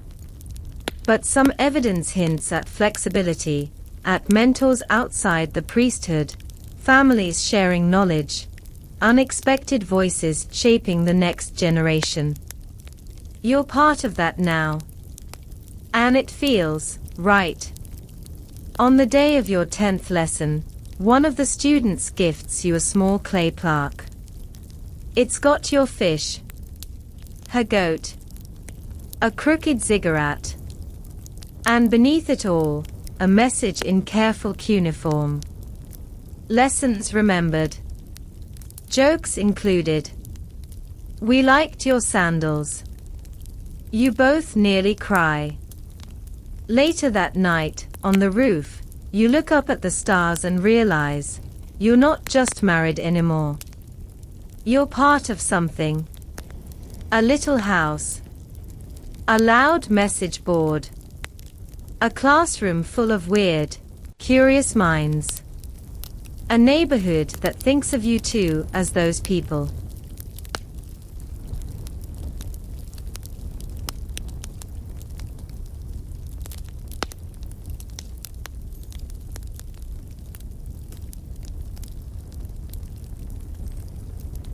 The ones who make things a little funnier, a little warmer, a little more bearable in a city made of bricks and heat and barley that never stops showing up.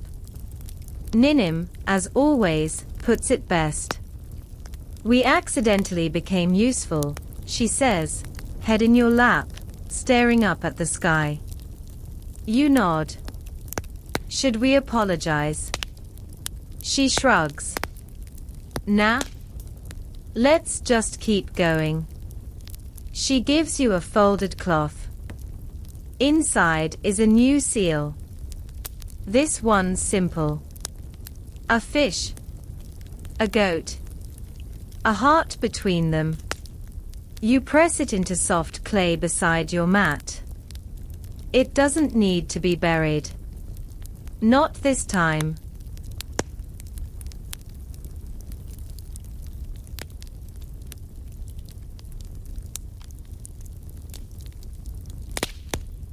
You never planned to have visitors. Not regular ones, anyway.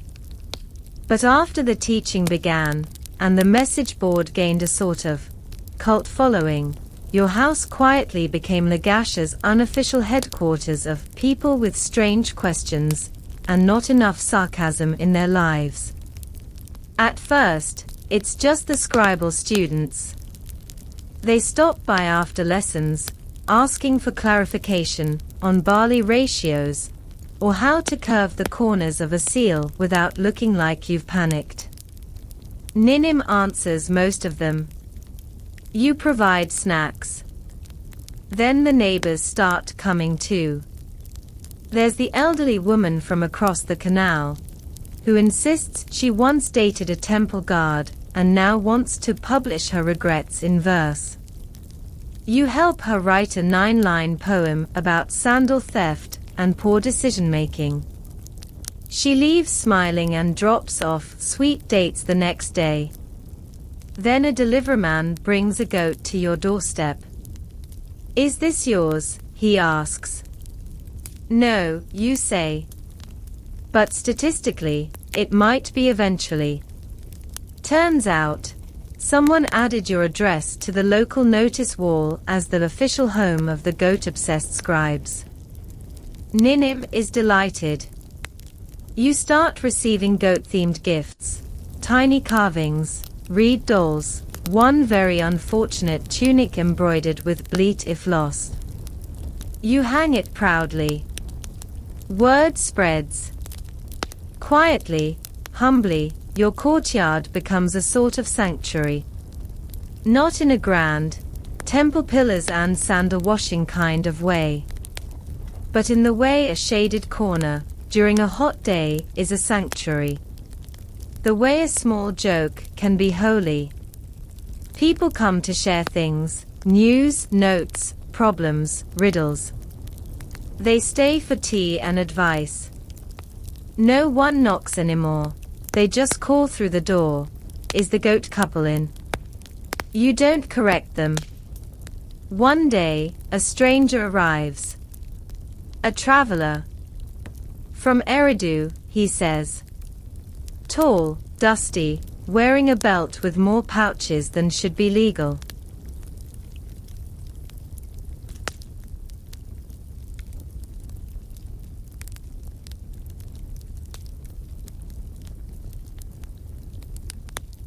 He explains, a bit breathlessly, that he's been hearing stories from passing traders about a couple in Lagash who turn tax ledgers into lullabies, who make message boards into matchmaking scrolls, who turned marriage into performance art. Ninim raises an eyebrow. Sounds like a cult. The man grins. If it is, I brought a membership gift. He unwraps a small clay tablet. On it, a fish, a goat, and, somehow, both wearing sandals. You decide to let him stay for dinner. Historians still argue whether ancient Mesopotamian cities were isolated hubs, or deeply interconnected through trade and travel. The truth, as always, is a muddy mix. Stories traveled faster than carts. Ideas floated down canals. And sometimes, someone 2 cities away heard about your goat mural and decided to drop in. The traveler brings tales. In Eridu, a merchant is sending love poems disguised as order lists. In Umma, a teenage girl runs a very unauthorized, scribal advice scroll where people write in with fake names like Balababe 99 and sealed with Ableet. In Uruk, a potter named Tamu started a tradition of carving compliments inside bowls. You can only read them after finishing your meal. Guess what started that, the traveler says. You and Ninim stare at him. He points at you both. Fish. Goat. Sandals. That's the story making rounds. You lean back, stunned. Ninim, of course, is already sketching a fake poster. We are not responsible for your pottery-based emotional revelations. Later that evening, after the travelers gone to sleep in the guest mat area, aka your extra blanket, and a very judgmental chicken, you sit together under the stars. This is getting weird, you say. Delightfully weird, Ninim corrects. We're not doing anything grand. She shrugs. We're doing something real. You nod slowly. You think it'll last. She picks up a clay shard. Writes carefully. No story lasts forever. But they echo. Then she flips it over and adds.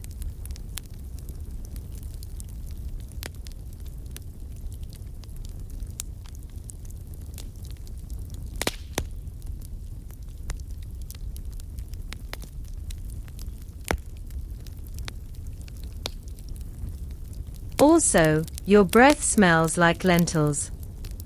The next morning, there's a new note on the community board. It says, I told my wife a fish and a goat were better marriage counselors than the priest. She didn't laugh. But she did kiss me. So thanks. Underneath it, someone else added, please open a real office. I have unresolved issues with barley. You and Ninim laugh until you can't breathe. You write back. We're not trained professionals. But we are dangerously underqualified and extremely available. By sundown, there are 20 more messages. Someone leaves a pie.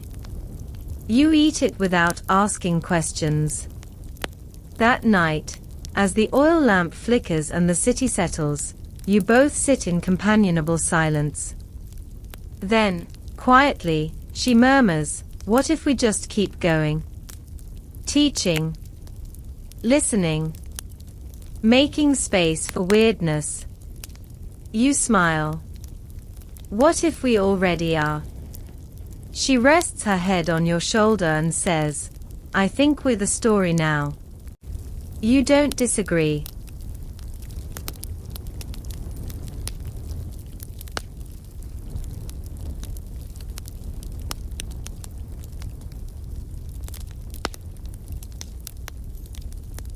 You expect the popularity to taper off. After all, you're just two married scribes with a tendency toward doodles and mild chaos. Surely the novelty will wear off. People will stop leaving notes. The goats will forget where you live. The traveling poet from Umma will finally take his rhymed petitions elsewhere. But no. It grows. A visiting priest from Nipper swings by, just to see the legendary board. He leaves behind a theological riddle, and an awkward note confessing he's never actually met a goat. A group of young scribes start holding unofficial office hours on your front step. They practice cuneiform pickup lines and debate whether "you tally my heart, like barley" is swoon-worthy or criminal. Someone paints a mural on the side of your neighbor's house, without asking. It's enormous. A goat in a fish costume holding a stylus and winking. Your neighbor is furious. Until he learns it was painted by a priest's daughter from your who traveled all the way to Lagash, just to meet the couple who proved letters could change everything. He relents. Barely. You and Ninim watch the crowd grow each week. Not loud crowds, just clusters of curious people, trading jokes, offering poems, adding notes to your board. A few bring tiny gifts. One person leaves a mysterious pouch of saffron with a tag, "For when the lentils finally drive you mad." The message board itself becomes a minor architectural challenge. You've replaced it 3 times. It now has its own awning and a box for styluses. Children call it the Wall of Secrets. Adults pretend not to read it, but stop anyway. One day, you receive a letter. A real one. On clay. Sealed with something unfamiliar. You crack it open and read aloud. To the scribes who made marriage less terrifying and record-keeping slightly entertaining. We are opening a new school. In your We would like you to help design the first scroll on human connection through writing. Not temple law. Not trade formulas. Just connection.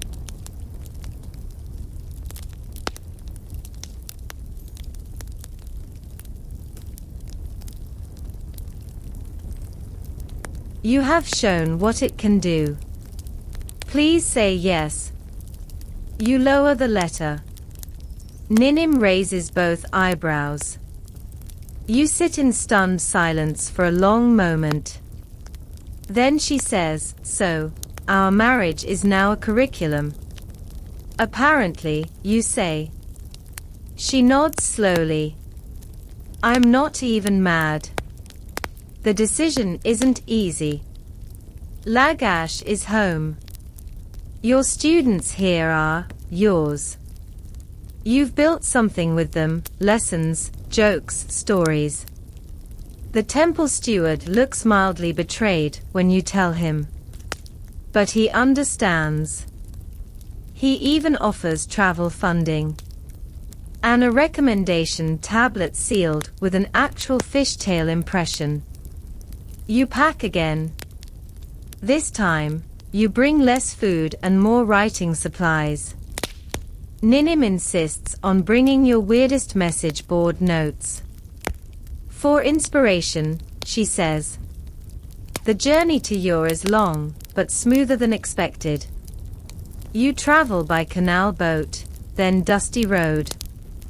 You arrive to find a city more polished, more towering, but, somehow, less warm. Not yet. That first night, you sit in your tiny new courtyard, which smells like wet plaster and overambitious incense. You hang a new board. You leave the first note. We're new here. Got any goats? No reply comes. Not until morning. Then, a small child walks by. She reads the board. She giggles. She comes back with her older brother and adds, "Only a chicken." But it yells. You laugh out loud. Ninim adds a doodle, a chicken screaming into the void. Below it, someone else leaves a message. Barley is a scam. Prove me wrong. By the third day, there are 19 notes. By the seventh, someone delivers a hand-drawn fish with a speech bubble saying, "You're as cool, I guess." You've arrived. Historians still debate how ideas traveled in ancient Mesopotamia. Some say messages spread through merchant routes. Others believe stories were carried by people who didn't even realize they were storytellers. You suspect it's both. Here, in your message changes slightly. You teach not just record keeping, but relationship writing. Love letters. Apology drafts.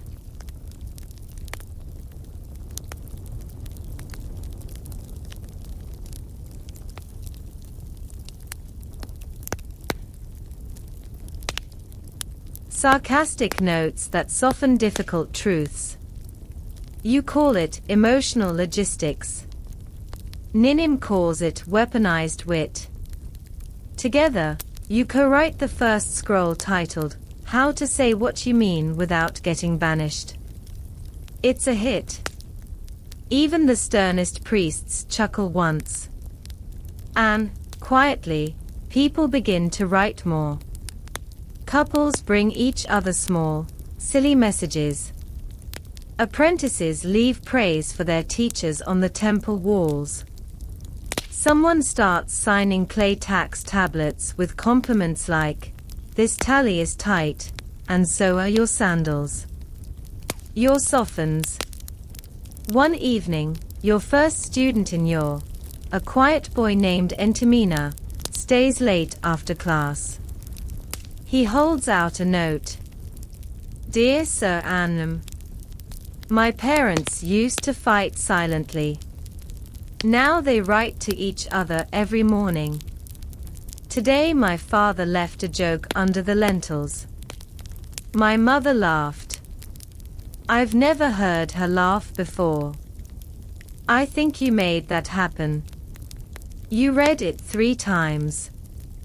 Ninim wipes a tear away and says, "We're keeping that one." You hang it on your wall. Next to the fish. And the goat. And the screaming chicken.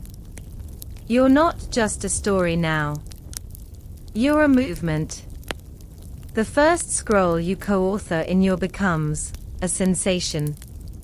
Titled, "How to Say What You Mean Without Getting Banished," it's read aloud in temple schools, shared at merchant stalls, copied by young scribes trying to impress their romantic prospects, and, this surprises you, recited during a marriage ceremony where the bride demanded no poetry, only practical advice.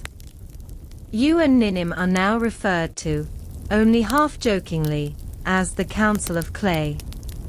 Someone even makes a seal with 2 stylized heads. Yours is the fish, hers the goat, facing one another, surrounded by styluses in the shape of tiny hearts. You try not to cry. Ninim immediately stamps it on everything. You begin to receive clay letters from across Sumer. Some are official. Others are deeply personal. My brother and I speak again. We used your joke letter method.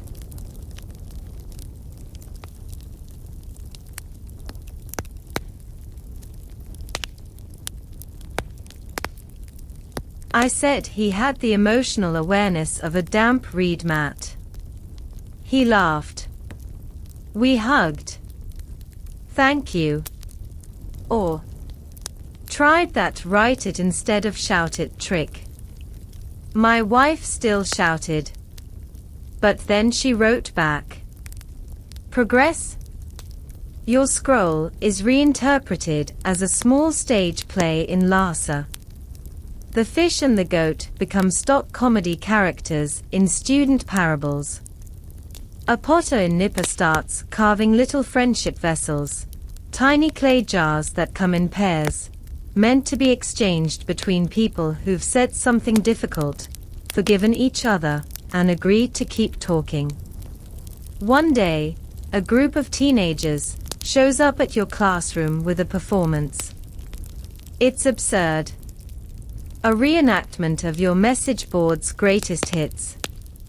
It includes a goat trial, 3 fake love letters, and a dramatic reading of Bali is a Scam, delivered with enough pathos to move the elderly scribe in the back row to tears, or possibly hiccups. At the end, the students present you with a plaque. To the ones who proved that clay can carry a heart. Ninim hangs it above the water jar, right next to the drawing of a fish juggling onions. Despite the growing fame, your lives remain delightfully mundane. You still wake early. You still forget where the best stylus was placed. Ninim still burns half the lentil cakes, just to see how dramatic the smoke will look. You still spend part of every evening reading the notes posted on your New York-based message board, now known as the Wall of Whispered Advice. Recent highlights include: My neighbor borrowed my broom 2 months ago. Do I start a war or bake cookies? How do you tell someone you like their sandals without sounding like a sandal thief? Marriage is like fermented onions. Smells wrong. Stays forever. You and Ninim answer each note with affection and just enough sarcasm to keep people guessing. And then, one day, something different arrives. A letter. Unsealed. Old clay. Familiar handwriting. It's from your mother.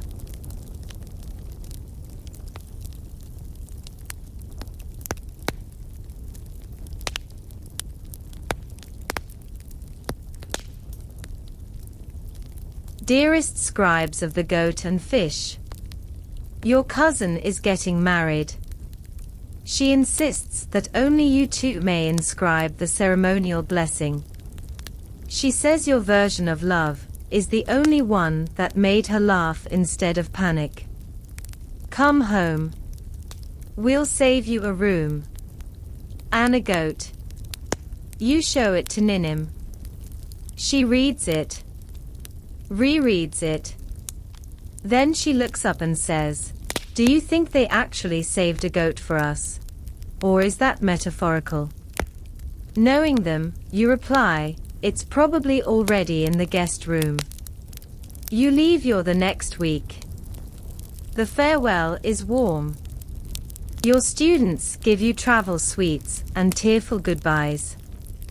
One of them writes, "If my marriage doesn't last, I'm blaming you and your onions." You consider it an honor. Back in Lagash, things have shifted. The message board there is still active. Your house, carefully tended by your brother, now has a slightly sturdier roof and a painted mural on one side. Your fish and her goat, sitting on a ziggurat, sharing a stylus. You help write the blessing. It's not flowery. It's not official. It doesn't mention the gods more than once. But it makes everyone laugh. It ends with the line, "May your love be long, your ledgers balanced, and your goats mostly cooperative." Ninim insists that go on the couple's wedding jar. It does. Later that night, as you lie under familiar stars and listen to frogs argue in the canal, you realize something strange. You're no longer the young ones. There's a new generation now. Copying your jokes. Modifying your lessons. Taking your work and making it their own. It's terrifying. And beautiful. Historians still debate how legacies were made in ancient Sumer. They speak of kings, priests, conquests, trade records. But sometimes, the real legacy was this: a fish, a goat, a community reshaped by humor, by letters, by tiny acts of emotional honesty pressed into clay. You reach for Ninim's hand. She's already holding yours. I guess we're the old scribes now, you say.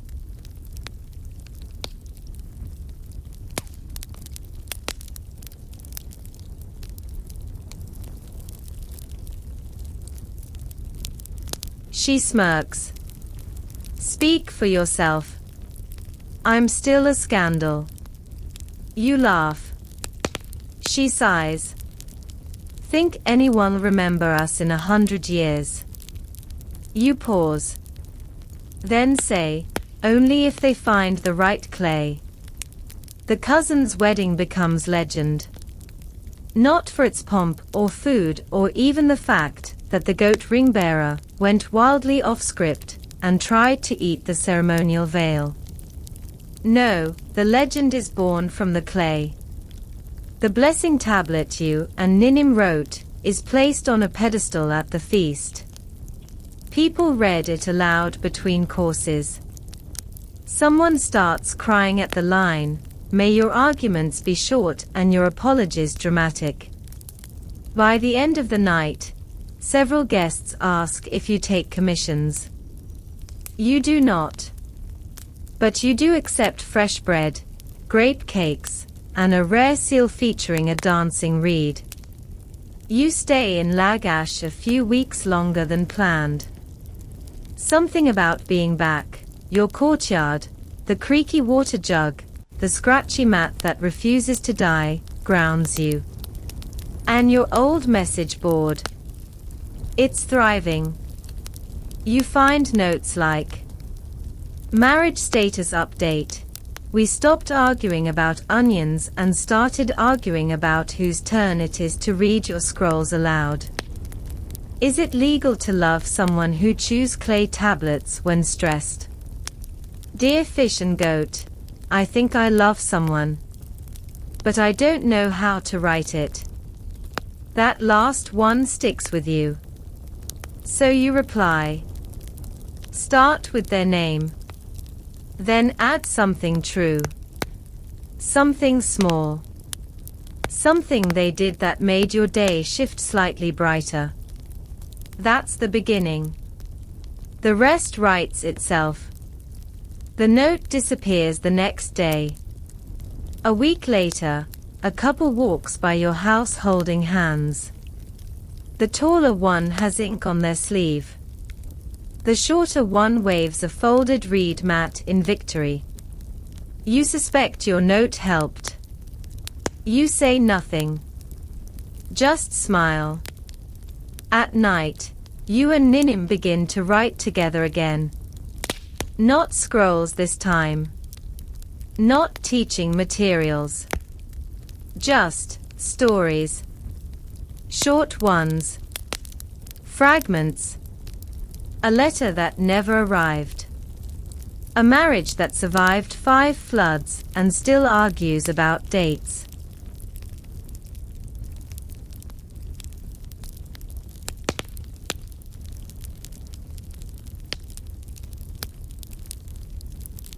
A priest who falls in love with a baker after reading the inventory list she wrote in poetry. You start calling it the clay collection. No one commissions it. No one funds it. You write it anyway. Historians still discuss whether Sumerians told fictional stories for fun, or whether all writing had to serve a divine or bureaucratic function. Some say yes. Others say the line was always blurry. Your stories, they are blurry on purpose. One day, a former student from your visits. He brings a sealed box. Inside, a stack of clay tablets. Each with a story. Your stories. Copied. Loved. Circulated. He says, we've been reading them at the market. People laugh. Some cry. One woman threw a melon because she saw herself too clearly in a jealous Potter character. You and Ninim read them aloud that night. The words hit different now. Your words. Echoing. Carried. After that, you start leaving pieces of the clay collection on the message board. Just 1 or 2 lines at a time. Tiny stories. Open endings. Hints of people trying, failing, loving anyway. Someone leaves a note underneath. This made me want to call my sister. Another. I didn't know I was lonely until I read that second scroll. Thank you. You and Ninim begin hosting story nights. Anyone can come. They bring snacks, sit on mats, and share. Some read letters they wrote and never sent. Others tell love stories that ended badly, but hilariously. One man recites his marriage vows entirely in metaphor, and then blushes so hard he drops his sandals. You and Ninim laugh, listen, guide gently. On the 5th night, someone brings music. A soft flute.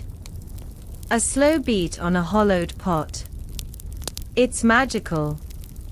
Not temple ritual. Not formal feast. Just people being human together. And at the center of it all, you and her. Still the fish. Still the goat. Still writing. Still answering the wall. Still offering sarcasm and sweetness in equal measure. You never expected this. You just wrote letters.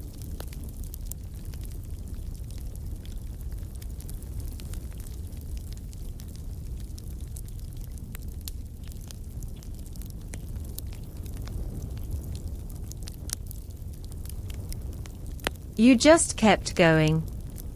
One morning, a courier from far north brings a note sealed in wax. Royal seal. You and Ninim glance at each other. She breaks it open. The palace library requests 3 copies of the clay collection for archival and ceremonial display. Also, whoever wrote the story about the potter and the angry melon. You owe me a new tunic. I laughed mid-wine. You stare at it. You laugh. You kiss her cheek. And that afternoon, you make 3 very careful, very deliberate copies of your weirdest, most heartfelt stories. One includes a goat with stage fright. Another, a fish who runs a dating service. The third? It ends with, and they sealed it all in clay. Not to last forever. Just long enough to be read. And understood. You press your seals into the tablets. You mail them. And then, you get back to the wall. Because someone just left a note that says, I think my donkey is in love with my neighbor's ox. Advice. You look at Ninim. She already has a stylus in hand. You spend the next few weeks writing less like a scribe and more like a weather vane for the heart. The message board fills with emotional weather patterns, Light drizzle of longing, unexpected storms of self-awareness, hot gusts of romantic disaster. You and Ninim respond with warmth, wit, and the occasional warning label. A few recent posts. My wife keeps leaving compliments on my ledger margins. I think I'm in love again. Help. I kissed someone and then panicked and said I like your livestock. It was not received well. What if love feels like eating slightly burnt lentils and still going back for seconds? You add responses. Compliments in the margins. That's the new marriage gold. Redeem yourself with a poem. Or a goat. Preferably both. If it still tastes good when it's imperfect, that's probably love. At this point, your wall is no longer just a board. It's a phenomenon. Merchants stop by on their way to the harbor.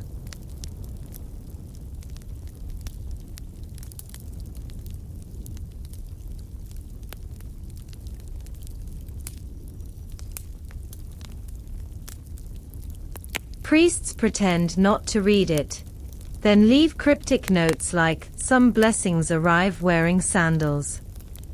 Children start referring to it as the clay whisperer. And now, visiting dignitaries request tours of the famous courtyard. You once find yourself explaining your fish and goat origin story to a scholar from Elam who refuses to leave until he's gifted a doodle. Ninim draws a goat juggling barley. He cries. But amid all the laughter and stories, something shifts. One night, you find Ninim sitting alone by the oil lamp, rereading an old love note you once gave her. It's the one scrawled on half a grain tally, sealed with the imprint of your fish, slightly crooked. She turns it over, studying the back. "I think," she says softly, "we should write the ending soon." You freeze. To the story. She nods. Not everything. Just the part where we're teaching it. The school. The war. The stories. Maybe it's time to pass the stylus. You let that sit in the air a long moment. Not because you disagree, but because endings, even gentle ones, make your chest tighten. Historians still argue whether ancient Sumerian stories were truly finished, or if they evolved with each retelling. Many were cyclical, open-ended, fragmentary. And maybe your story is fragmenting in the best way, into hundreds of smaller stories being carried forward by others. So, you talk about it. Over the next week, you and Ninim sketch out a plan. You hold a final, official story night. Dozens come. You sit in your courtyard, surrounded by mats, reeds, and sweet wine. You tell your tale from the beginning. You start with, "There once was a fish who fell in love with a goat." There's laughter. There are tears. There is a moment, halfway through, when someone whispers, "I remember this. I was here when that happened." By the end of the evening, you offer a parting message. We're stepping back. But the wall stays. The stories continue. You are the voices now. Make them soft.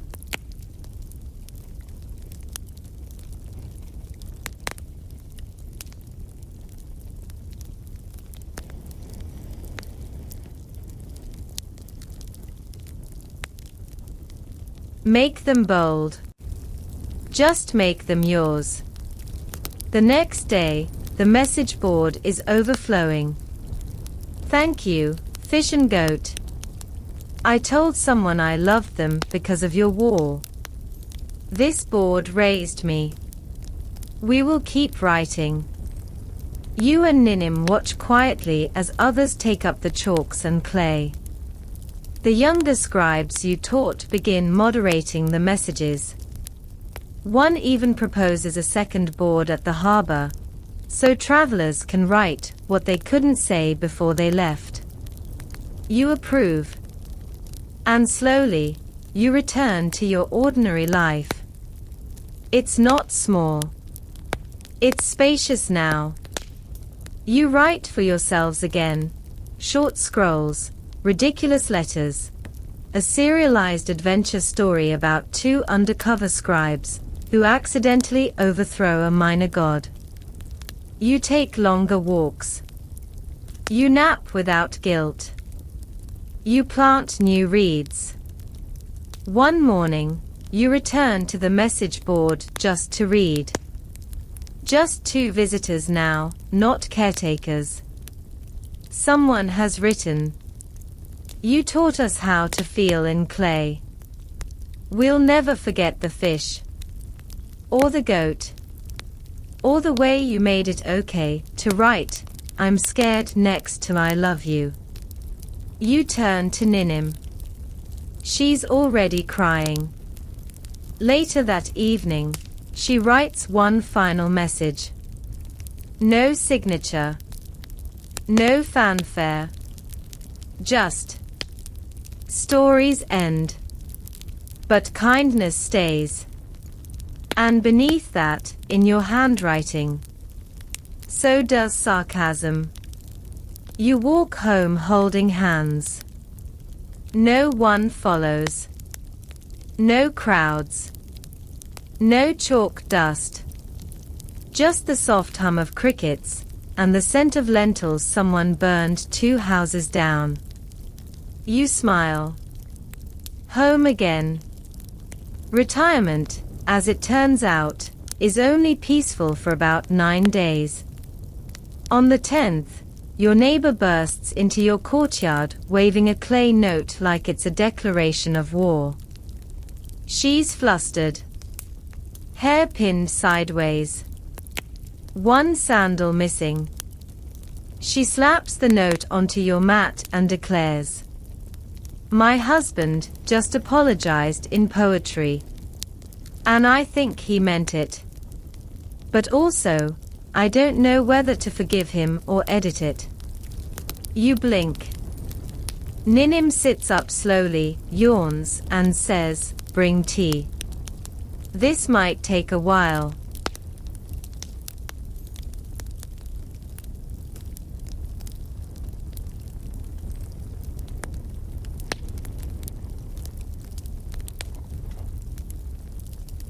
And just like that, you're back in it. Not officially. Not with a board or scrolls. But with the kind of open door, no sandals needed generosity that can't quite retire. More neighbors follow. Some bring notes, others just problems. A merchant is locked in a passive-aggressive trade standoff with her cousin. She wants to respond with a clay invoice that also serves as a veiled insult. You help her craft a perfect message involving fig quotas and a suspicious amount of wordplay. An apprentice scribes a love confession into a ledger margin and needs help making it less mathematical. Ninim rewrites it using metaphors involving baskets, moonlight, and precisely 3 onions. You aren't trying to start a second movement. You just never really stopped being part of the first. And the truth is, there's something comforting in being known, not as the voice of the wall, not as the curriculum designers, but simply as the fish and the goat. The courtyard becomes quieter. No more crowds. Just a steady trickle of human need and gentle absurdity. You write letters again. Personal ones. To old students, scattered now. Some teach. Some trade. One became a performer who reenacts your message board moments using puppets. You hear they added a dramatic monologue titled, "I never said the lentils were dry, you did." You're weirdly proud. One letter you receive back says, "I teach your fish goat method for apologies. It works too well. My students now apologize for things that haven't even happened." Another reads, "Found love. Lost it. Found something better, myself. Thought you'd approve." You hang that one on the inside of your storage chest. Private pride. Historians still puzzle over how ancient people navigated emotional transitions. We know they tracked floods and crops. But love? Regret? Growth? Much of it was unrecorded, except for moments like yours. Quiet, odd, deeply human slices of life impressed in the corners of more important records.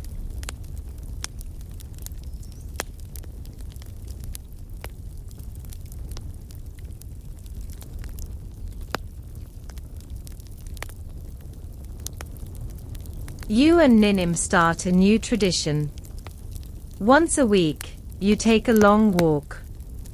Not for errands. Not for messages. Just for the rhythm of feet on stone and the conversations that only arise when you've walked long enough to stop performing. One evening, during a red street sunset that smells faintly of river mist and garlic stew, you ask her, "If we hadn't gotten married, would you still have taught me how to write a decent apology?" She smiles. "No. I would have left you to flounder in emotional mud forever." You both laugh. Then she adds, "But I'm glad we floundered together." The walk becomes your anchor. You start visiting parts of the city you never had time for before. Carpenters' alleys, dye workers' rooftops, narrow shrines tucked between homes. You leave notes behind. Just small ones. You're seen. Keep going. Your dye jars are the color of sunrise. We noticed. You sign none of them. But one day, you find a reply, scratched into a door frame. To the fish and the goat. Thank you. Whoever you are. You trace the words with your fingers. Say nothing. Keep walking. One morning, you receive an odd gift. A tiny jar of river clay. Inside it, a stylus. On the lid, a fish. On the base, a goat. No note. No explanation. Just an invitation. Ninim holds it up. Someone's asking us to write again. You consider. And nod. You don't need a board. Or a crowd. Or a new scroll. You just need soft clay, a sharp stylus, and a reason. You spend the next few days shaping something small. Not a story. Not advice. Just a reminder. You were never silly for feeling it. You were brave. You place it inside the jar. Seal it. And leave it anonymously on a temple step. The cycle begins again. Quieter now. Subtle. A fish and a goat moving through a city that still whispers their names, even if they no longer post it. Your love no longer needs to be loud. But it's still heard. Still written. Still offered. one jar at a time.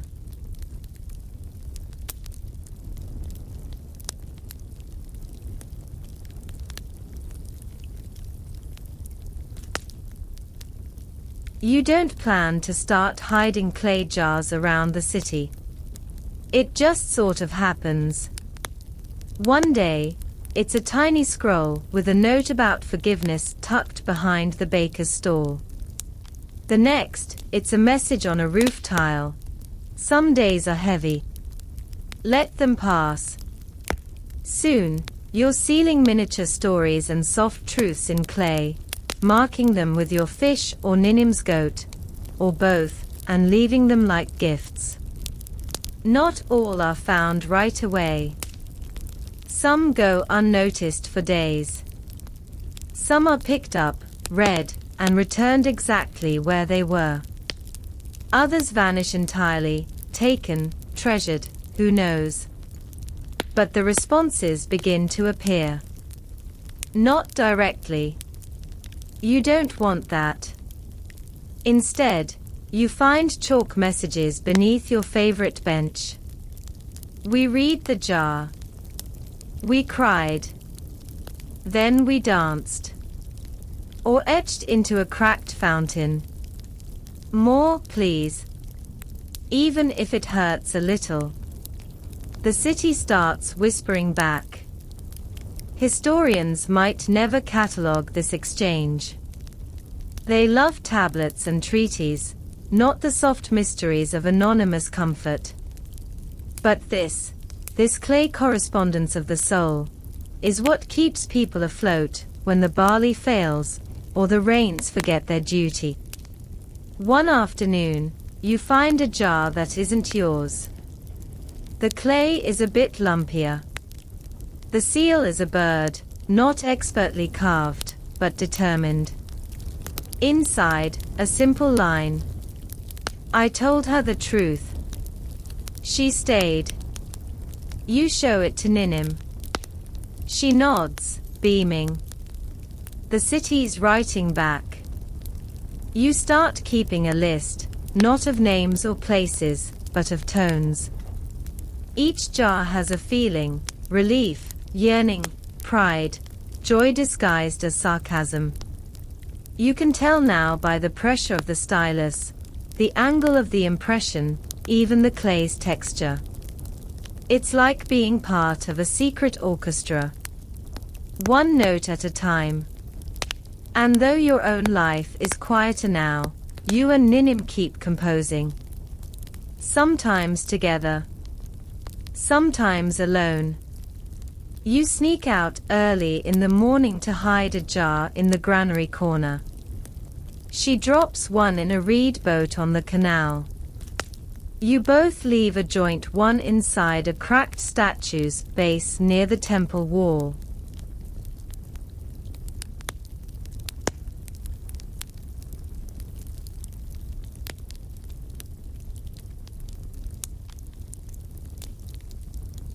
At night, you and Ninim sleep under the stars on mats borrowed from the villagers.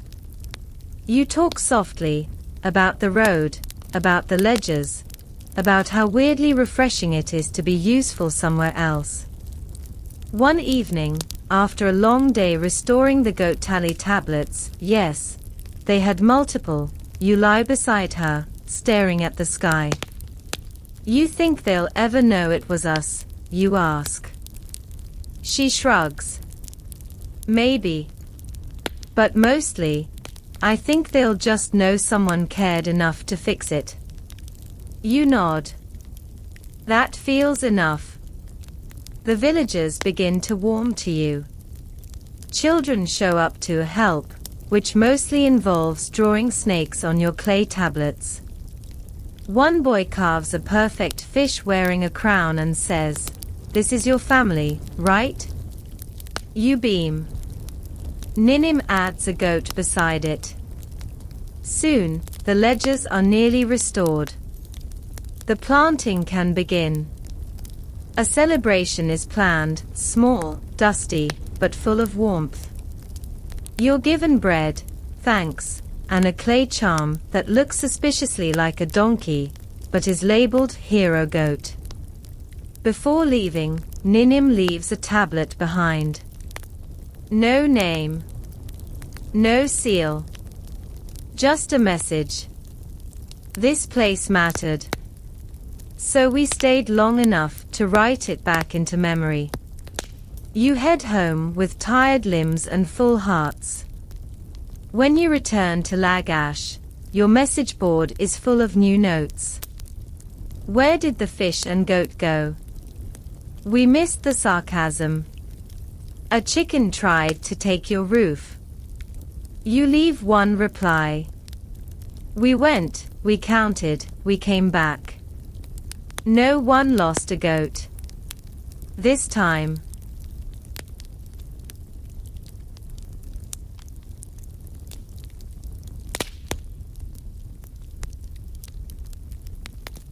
One anonymous soul keeps adding a new flower beside it every week. One day, you walk by and someone's added a sign. The listening jar. Leave something. Take something. Words are for sharing. It's better than anything you could have written. And at home, in the quiet of your courtyard, you realize something. You and Ninim never needed a title, or a scroll, or a message board. You were the message. Two people, writing when they could have walked away. Telling the truth gently, with a wink and a goat joke. Leaving space for others to speak. Historians may never write it that way. But you do. In clay. In stories. In quiet jars tucked between bricks. And long after your styluses grow dull, the city will remember. There was once a fish. And a goat. And they reminded us how to write with love. The listening jar takes on a life of its own. You and Ninim stroll by now and then, mostly as curious bystanders. But the jar is no longer yours. It belongs to the city. It gets cleaned. Decorated. Once, someone knits it a hat. Another day, it's surrounded by tiny clay turtles, each with its own etched message like, "Trying is brave. Some days are lentils. And that's okay. Still here. Still loving." One evening, you watch from across the square as an older man kneels beside the jar, pulls out a scroll, reads silently for a long time, then presses it to his forehead. He doesn't cry. He doesn't speak. He just stands and walks away with the kind of posture people only wear when something inside has settled. You squeeze Ninim's hand. She whispers, "I think the jar's doing more than we ever did." You nod. Good. That's how it should be. Back home, the messages don't stop, though they change in nature. You start getting notes like, "How do I keep loving someone when everything is ordinary? I thought love would be louder." We're 30 years in. We don't argue. We just sit. Is that bad? You smile at each one.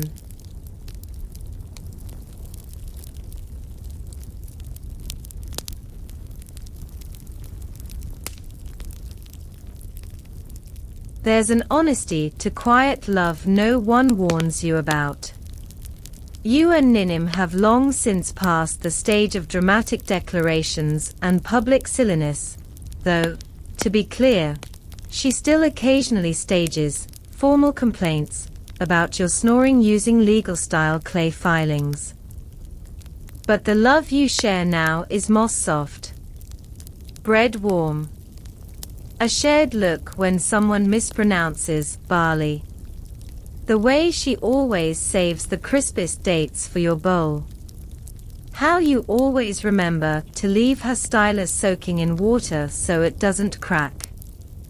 Historians rarely write about this part. They document the beginnings, the weddings, the births, the letters scratched into temple corners. But the middle. The long stretch where nothing dramatic happens, but you stay, and you choose, and you listen. That's the real miracle. So, you begin a new kind of writing.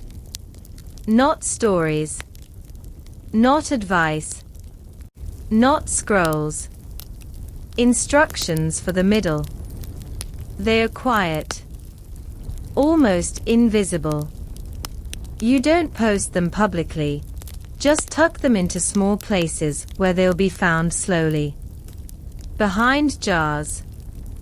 Inside shoes. Beneath sleeping mats. Touch their shoulder. Not because they are upset. Just because they are there. Ask how they slept. Mean it. Say thank you. Even if they made the lentils wrong. People begin to pass them along. You spot them copied onto temple walls in tiny scripts. Scribbled beside murals. One day, someone even adds one into a legal contract margin. Also, never go to bed mad unless it's about barley. Barley can wait. The messages move quietly, like roots under stone. And then, unexpectedly, a new request. It arrives on your mat, folded and stamped with a peculiar seal, a sun over an open palm. Esteemed fish and goat. We are organizing the Festival of Words, an annual gathering of scribes, storytellers, and thinkers across Sumer. You are invited as honorary speakers. Not because you are famous, but because you reminded us why we write. You stare at the letter a long time. Ninim bites her lip.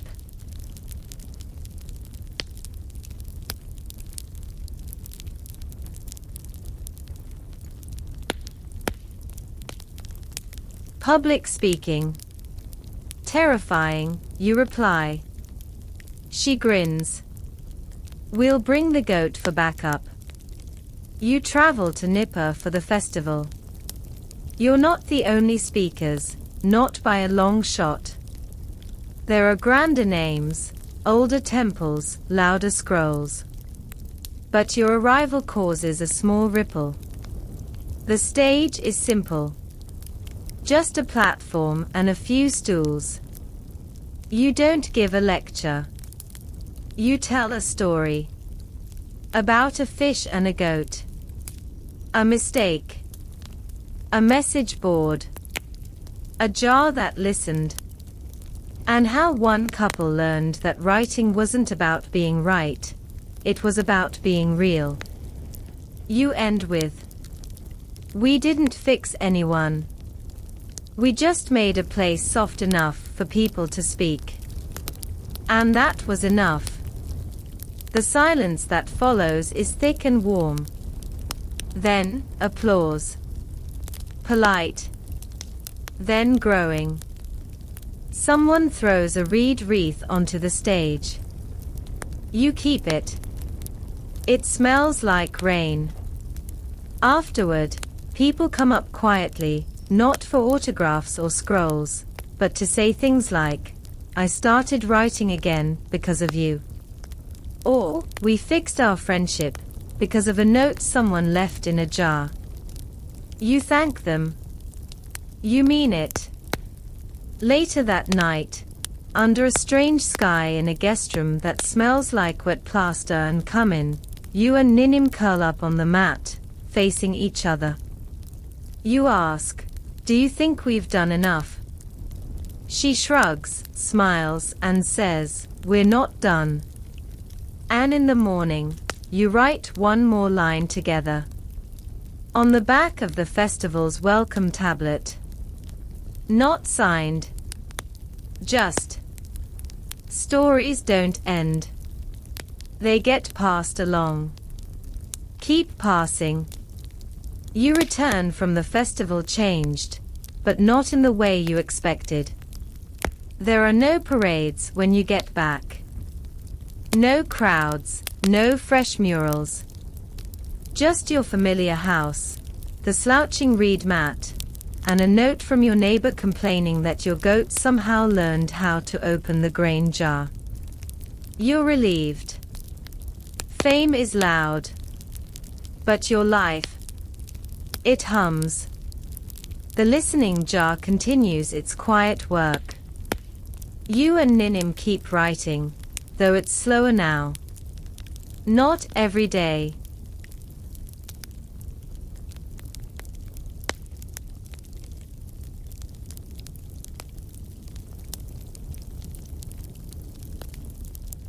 Sometimes just a line or two, pressed into clay and left on windowsills, under water pots, or slipped into baskets of dates at the market. But then something unusual happens. One morning, while sipping your tea and considering whether your liver can handle another lentil breakfast, you spot a child at your gate. She's maybe 8. Hair like a tumble of river reeds, eyes full of nervous purpose. She clutches something behind her back. You open the gate. She thrusts out a jar. It's small, crooked, painted in bright streaks of color. Her voice is tiny. I made this. I don't know what to say in it, but I want to try. You blink. Take the jar. Inside is a half-finished clay scroll. Just one line. I think feelings are loud, and I'm small. You kneel beside her. Well, you say, that's already something. Want help with the next line? She nods. Ninim comes out and sits cross-legged on the mat. The three of you finish the scroll together. Then help her seal it. You walk her to the listening jar and place it in gently. She watches it settle, eyes wide. And something stirs. You realize it isn't just the jar anymore. It's the idea. The practice. The ritual. You and Ninim sit together that night and begin crafting a scroll. Not a story this time, but a guide. For children. For the shy. For anyone who wants to leave something behind, but doesn't know how. It's called How to Say Things in Clay. You keep it short. Pick a truth you can hold in your palm. Write like you're talking to someone kind. Leave room at the end. Someone else might want to add more. Sign it if you want. Or don't. Hide it gently. Hope wildly. Let it go. You leave the guide in 3 jars across the city. Soon, you find copies, some rewritten in other hands, some with added illustrations. One version includes a tip that reads, "If your stylus breaks, it means it tried hard. Like you."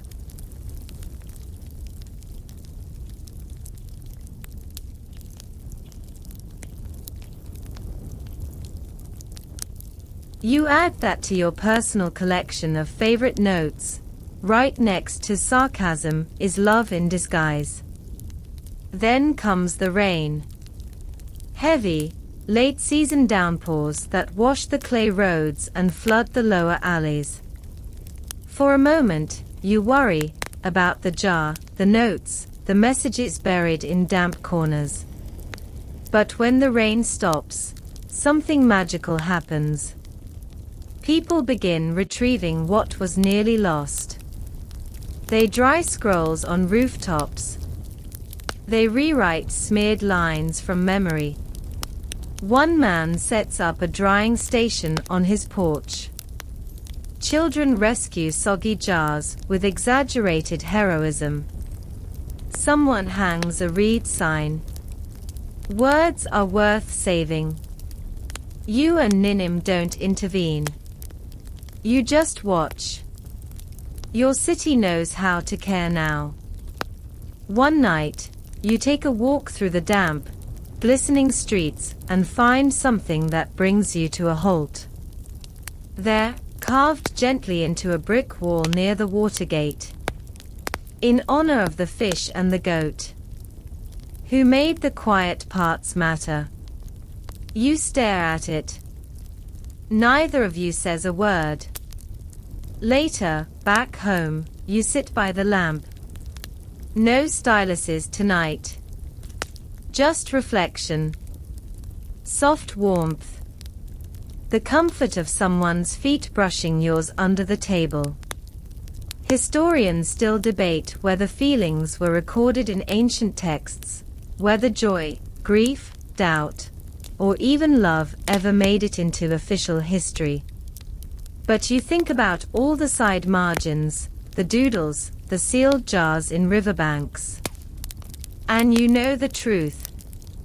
It wasn't official. But it mattered. You lived it. You shared it. You helped others write their way through it. And tomorrow, someone else will write the next line. You wake to the smell of hot flatbread and river wind, and for once, no one's left a crisis on your doorstep. It's a peaceful morning. Ordinary. The kind that used to feel forgettable, but now feels like a reward. You and Ninim sit in the courtyard, chewing slowly, letting the sunlight warm your bones. Want to write something today? She asks. You shake your head. Not yet. Just want to be. She nods. Same.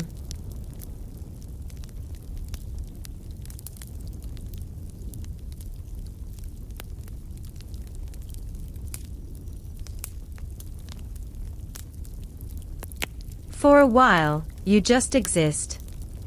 No messages, no jars, no rescued scrolls.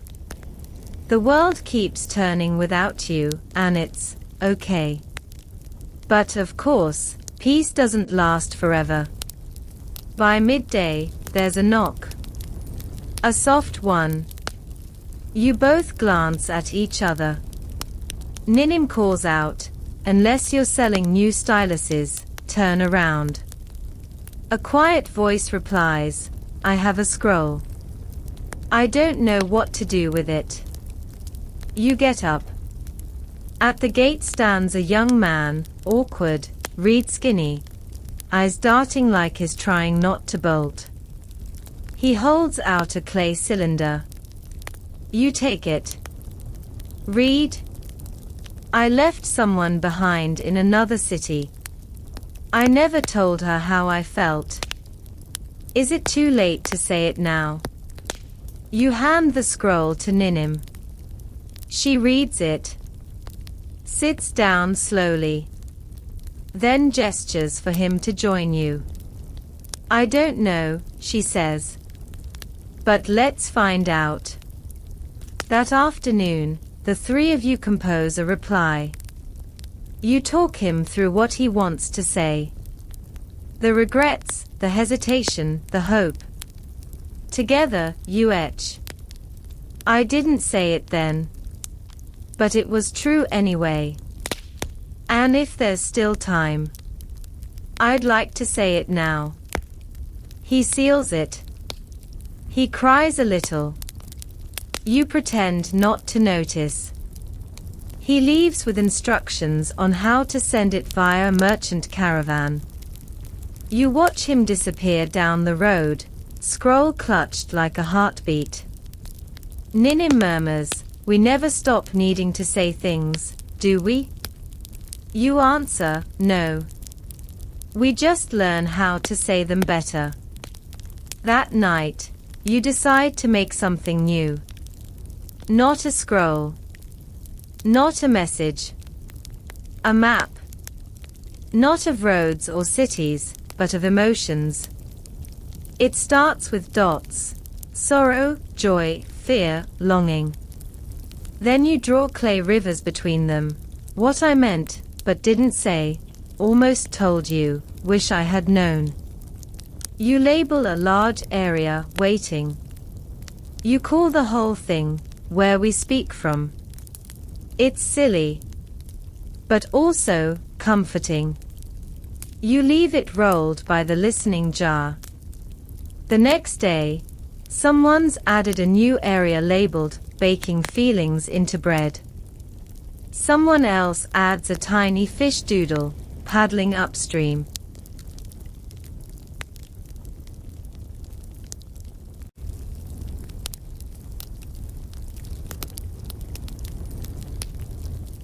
You start seeing pieces of the map around the city, copied onto pot shards, etched into ledgers, even painted onto a ceiling beam in the temple bathhouse.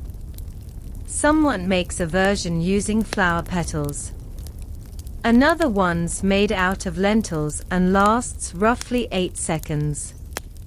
You and Ninim decide to make a second map. Smaller, simpler, titled, How to Return. It has just 3 steps. Feel the thing. Write the thing. Share the thing, even if your stylus shakes. People love it. You spot it tucked inside scrolls, scrawled beside notes, and even whispered at weddings. One night, a couple passes your courtyard. You hear the woman murmur, "Step 1. Feel it," and her partner replies, "Already feeling it. Might explode." You chuckle in the dark. Later, you and Ninim lay on the mat, watching fireflies flit across the ceiling. She turns to you. "Do you think our words will outlast us?" You're quiet a moment. Then, "No." She arches an eyebrow. You continue, "I think they'll change. People will forget where they came from. But they'll keep writing versions of them. That's enough for me." She smiles. "You're still a romantic." You grin. "And you still tolerate it." She nestles closer. And just before sleep claims you both, you whisper the beginning of a new scroll neither of you will ever finish. We stayed. We softened. We wrote. And the world listened. The seasons begin to change again, slower now, as if even time respects the gentle pace you and Ninim have found. One crisp morning, you notice something unusual. A small crowd gathers near the listening jar. Not the usual passing curiosity or casual note leavers. This time, it's a circle of people, young and old, scribes and merchants, children clutching handmade clay tablets. They are holding a ceremony. You approach quietly. A woman with a reed crown stands and speaks. "Today, we honor those who taught us the power of soft words, the courage in small stories, and the kindness in listening."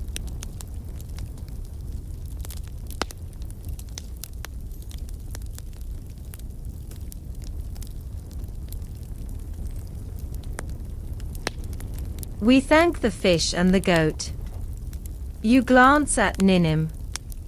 She smiles, tears glistening in her eyes. The crowd presents a gift. A new jar, larger and more ornate, adorned with symbols of river reeds and barley stalks entwined. Inside are scrolls from every corner of the city, messages of hope, forgiveness, love, and resilience. You feel a quiet pride, not because of recognition, but because your quiet work has rippled out further than you ever imagined. Later, someone hands you a small tablet. It reads, "Your stories gave us a place to start. Now we carry them forward." You nod, understanding that your story is no longer just yours. It belongs to the city. To everyone who ever felt lost and found words in clay. You and Ninim begin visiting schools, not to teach formal lessons, but to share the art of writing from the heart. You show children how to press their feelings into soft clay, how to craft letters that don't need perfect grammar, just truth. They giggle at your jokes about goats and fish, and you laugh along, realizing that humor has always been your secret ingredient. Historians debate whether humor was an ancient tool for survival or simply a happy accident. You think it was both. One day, while walking along the canal, you notice a small boat decorated with fish and goat motifs, carrying jars of messages to nearby towns. Your movement is becoming a tradition. You and Ninim watch the boat drift away, carrying stories to places you may never see. And as the sun sets over the city's shimmering walls, you realize that love, like clay, can be shaped, fired, and passed on, soft enough to bend, strong enough to last. You reach for Ninim's hand. She squeezes it gently. And together, you whisper, "May the stories never end." In the days that follow, the city seems alive in a new way. The walls, the streets, even the quiet corners of markets hum with whispers of stories, old and new, pressed into clay, painted on pots, sung in low voices.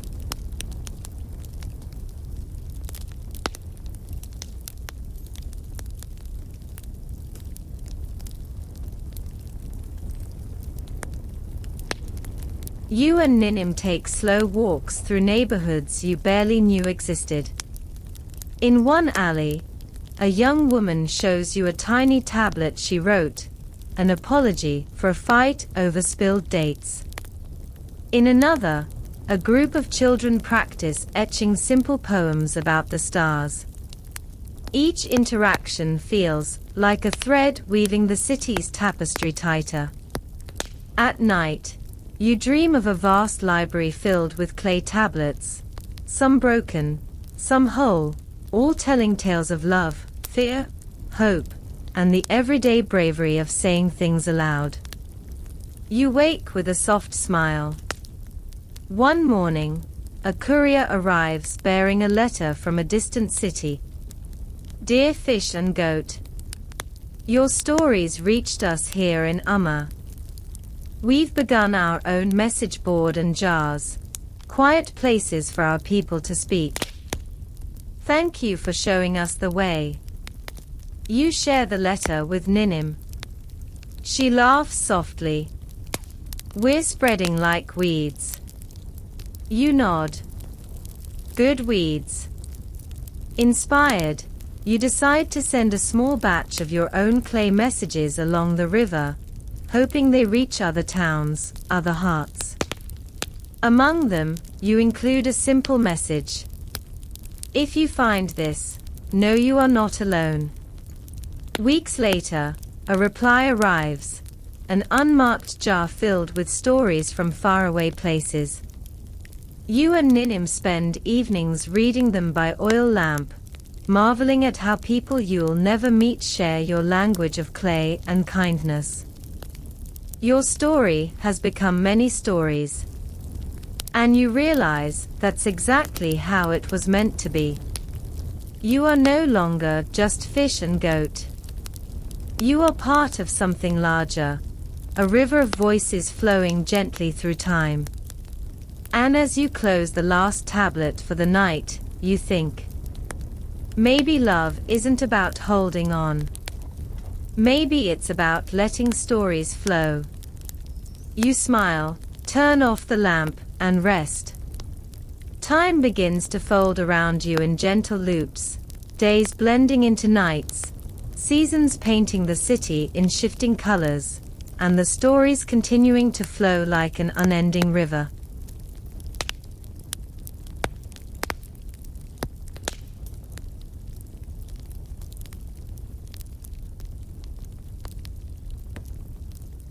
One evening, as you sit with Ninim watching the stars blink awake, a thought comes to you. Do you think, you say slowly, that someone will find our stories centuries from now? In dusty ruins or forgotten corners. She looks up, eyes reflecting the night sky.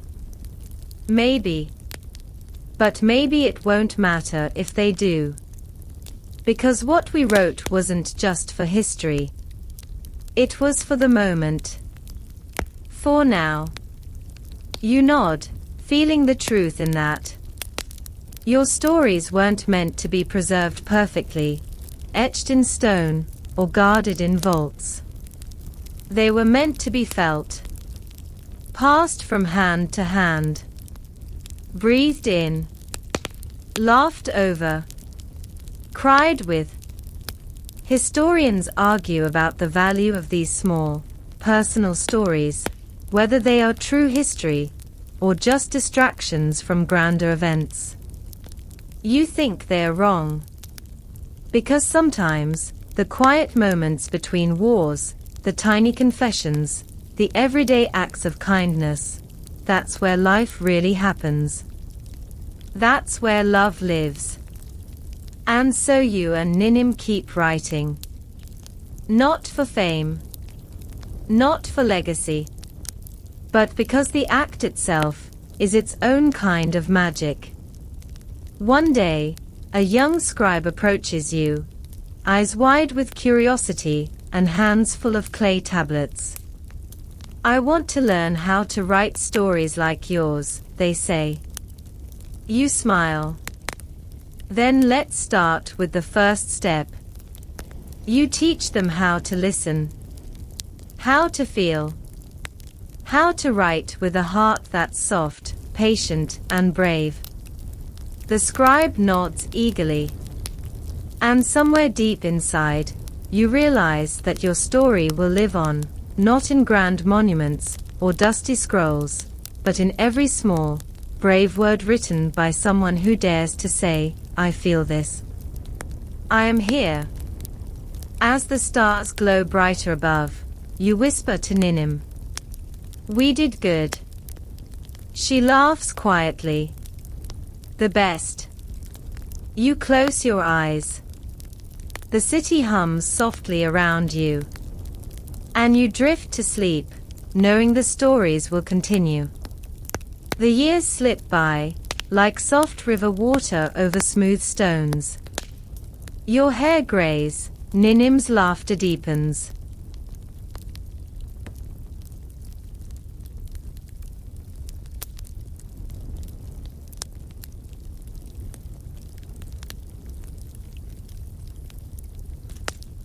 You settle into a rhythm that feels like a gentle tide, steady, soothing, familiar.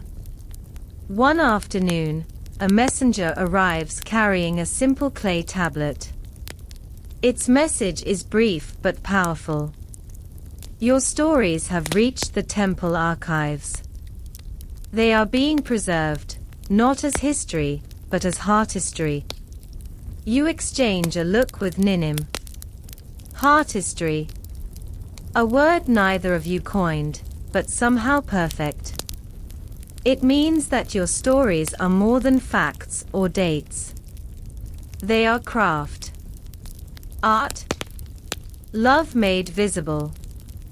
You visit the temple, walking carefully among ancient tablets and scrolls.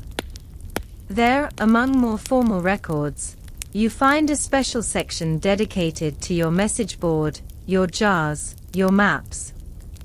They are labeled Expressions of the Human Soul, the Fish and the Goat Collection. You feel a quiet pride. Not for yourself, but for everyone who ever hesitated to speak. Who found courage in a soft word or a shared silence. Who wrote in margins, behind doors, beneath benches. You and Ninim decide to write one last set of scrolls for the archives. Not grand tales, but simple instructions for future generations. Write often. Write honestly. Write gently. Listen harder. These scrolls are small, fragile, perfect. You seal them carefully and place them in a clay jar decorated with fish and goat motifs entwined in barley stalks. And as you set the jar into the archive shelf, you realize your story is no longer just yours. It belongs to the many. The quiet storytellers. The brave writers. The lovers of clay and words. You and Ninim smile. Your work is done. But the stories, they will always continue. The final seasons arrive softly, like a whispered lullaby. You and Ninim spend your days in quiet companionship, savoring the small joys, the scent of fresh clay, the gentle chatter of the city, the warmth of shared silences. One evening, as the sun dips low, you take your last walk together through the streets where your story began.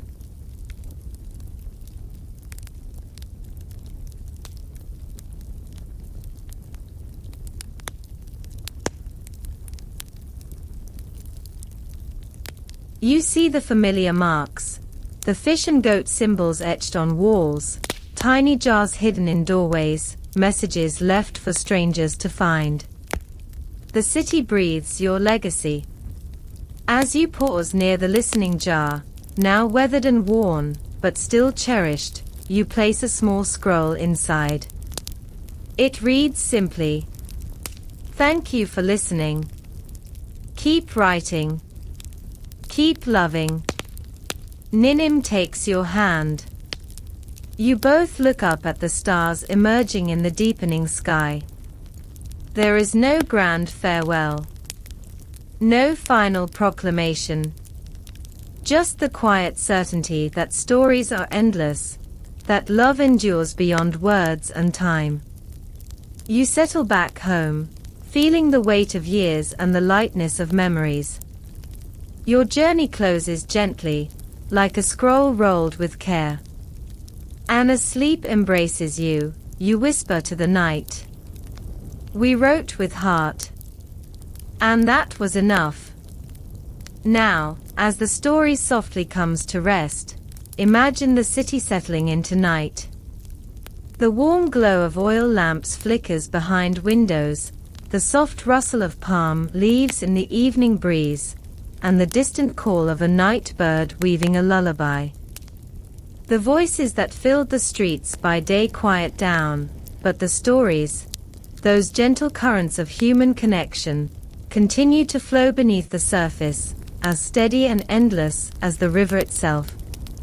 You might picture the fish swimming silently beneath the water's surface, the goat resting in the shade of a quiet courtyard, both symbols of a love that endures not through loud declarations, but through patient presence and whispered truths. The clay tablets, the jars, the hidden messages, each one a tender echo of hearts seeking to be heard, understood, and remembered.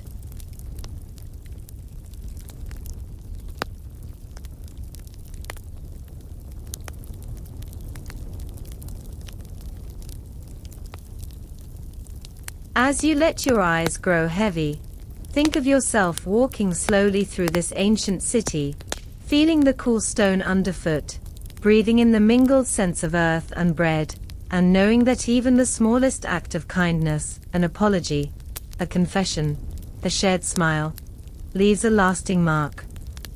May this journey into the quiet world of ancient voices inspire you to cherish your own stories, your own soft truths, and to carry them gently forward.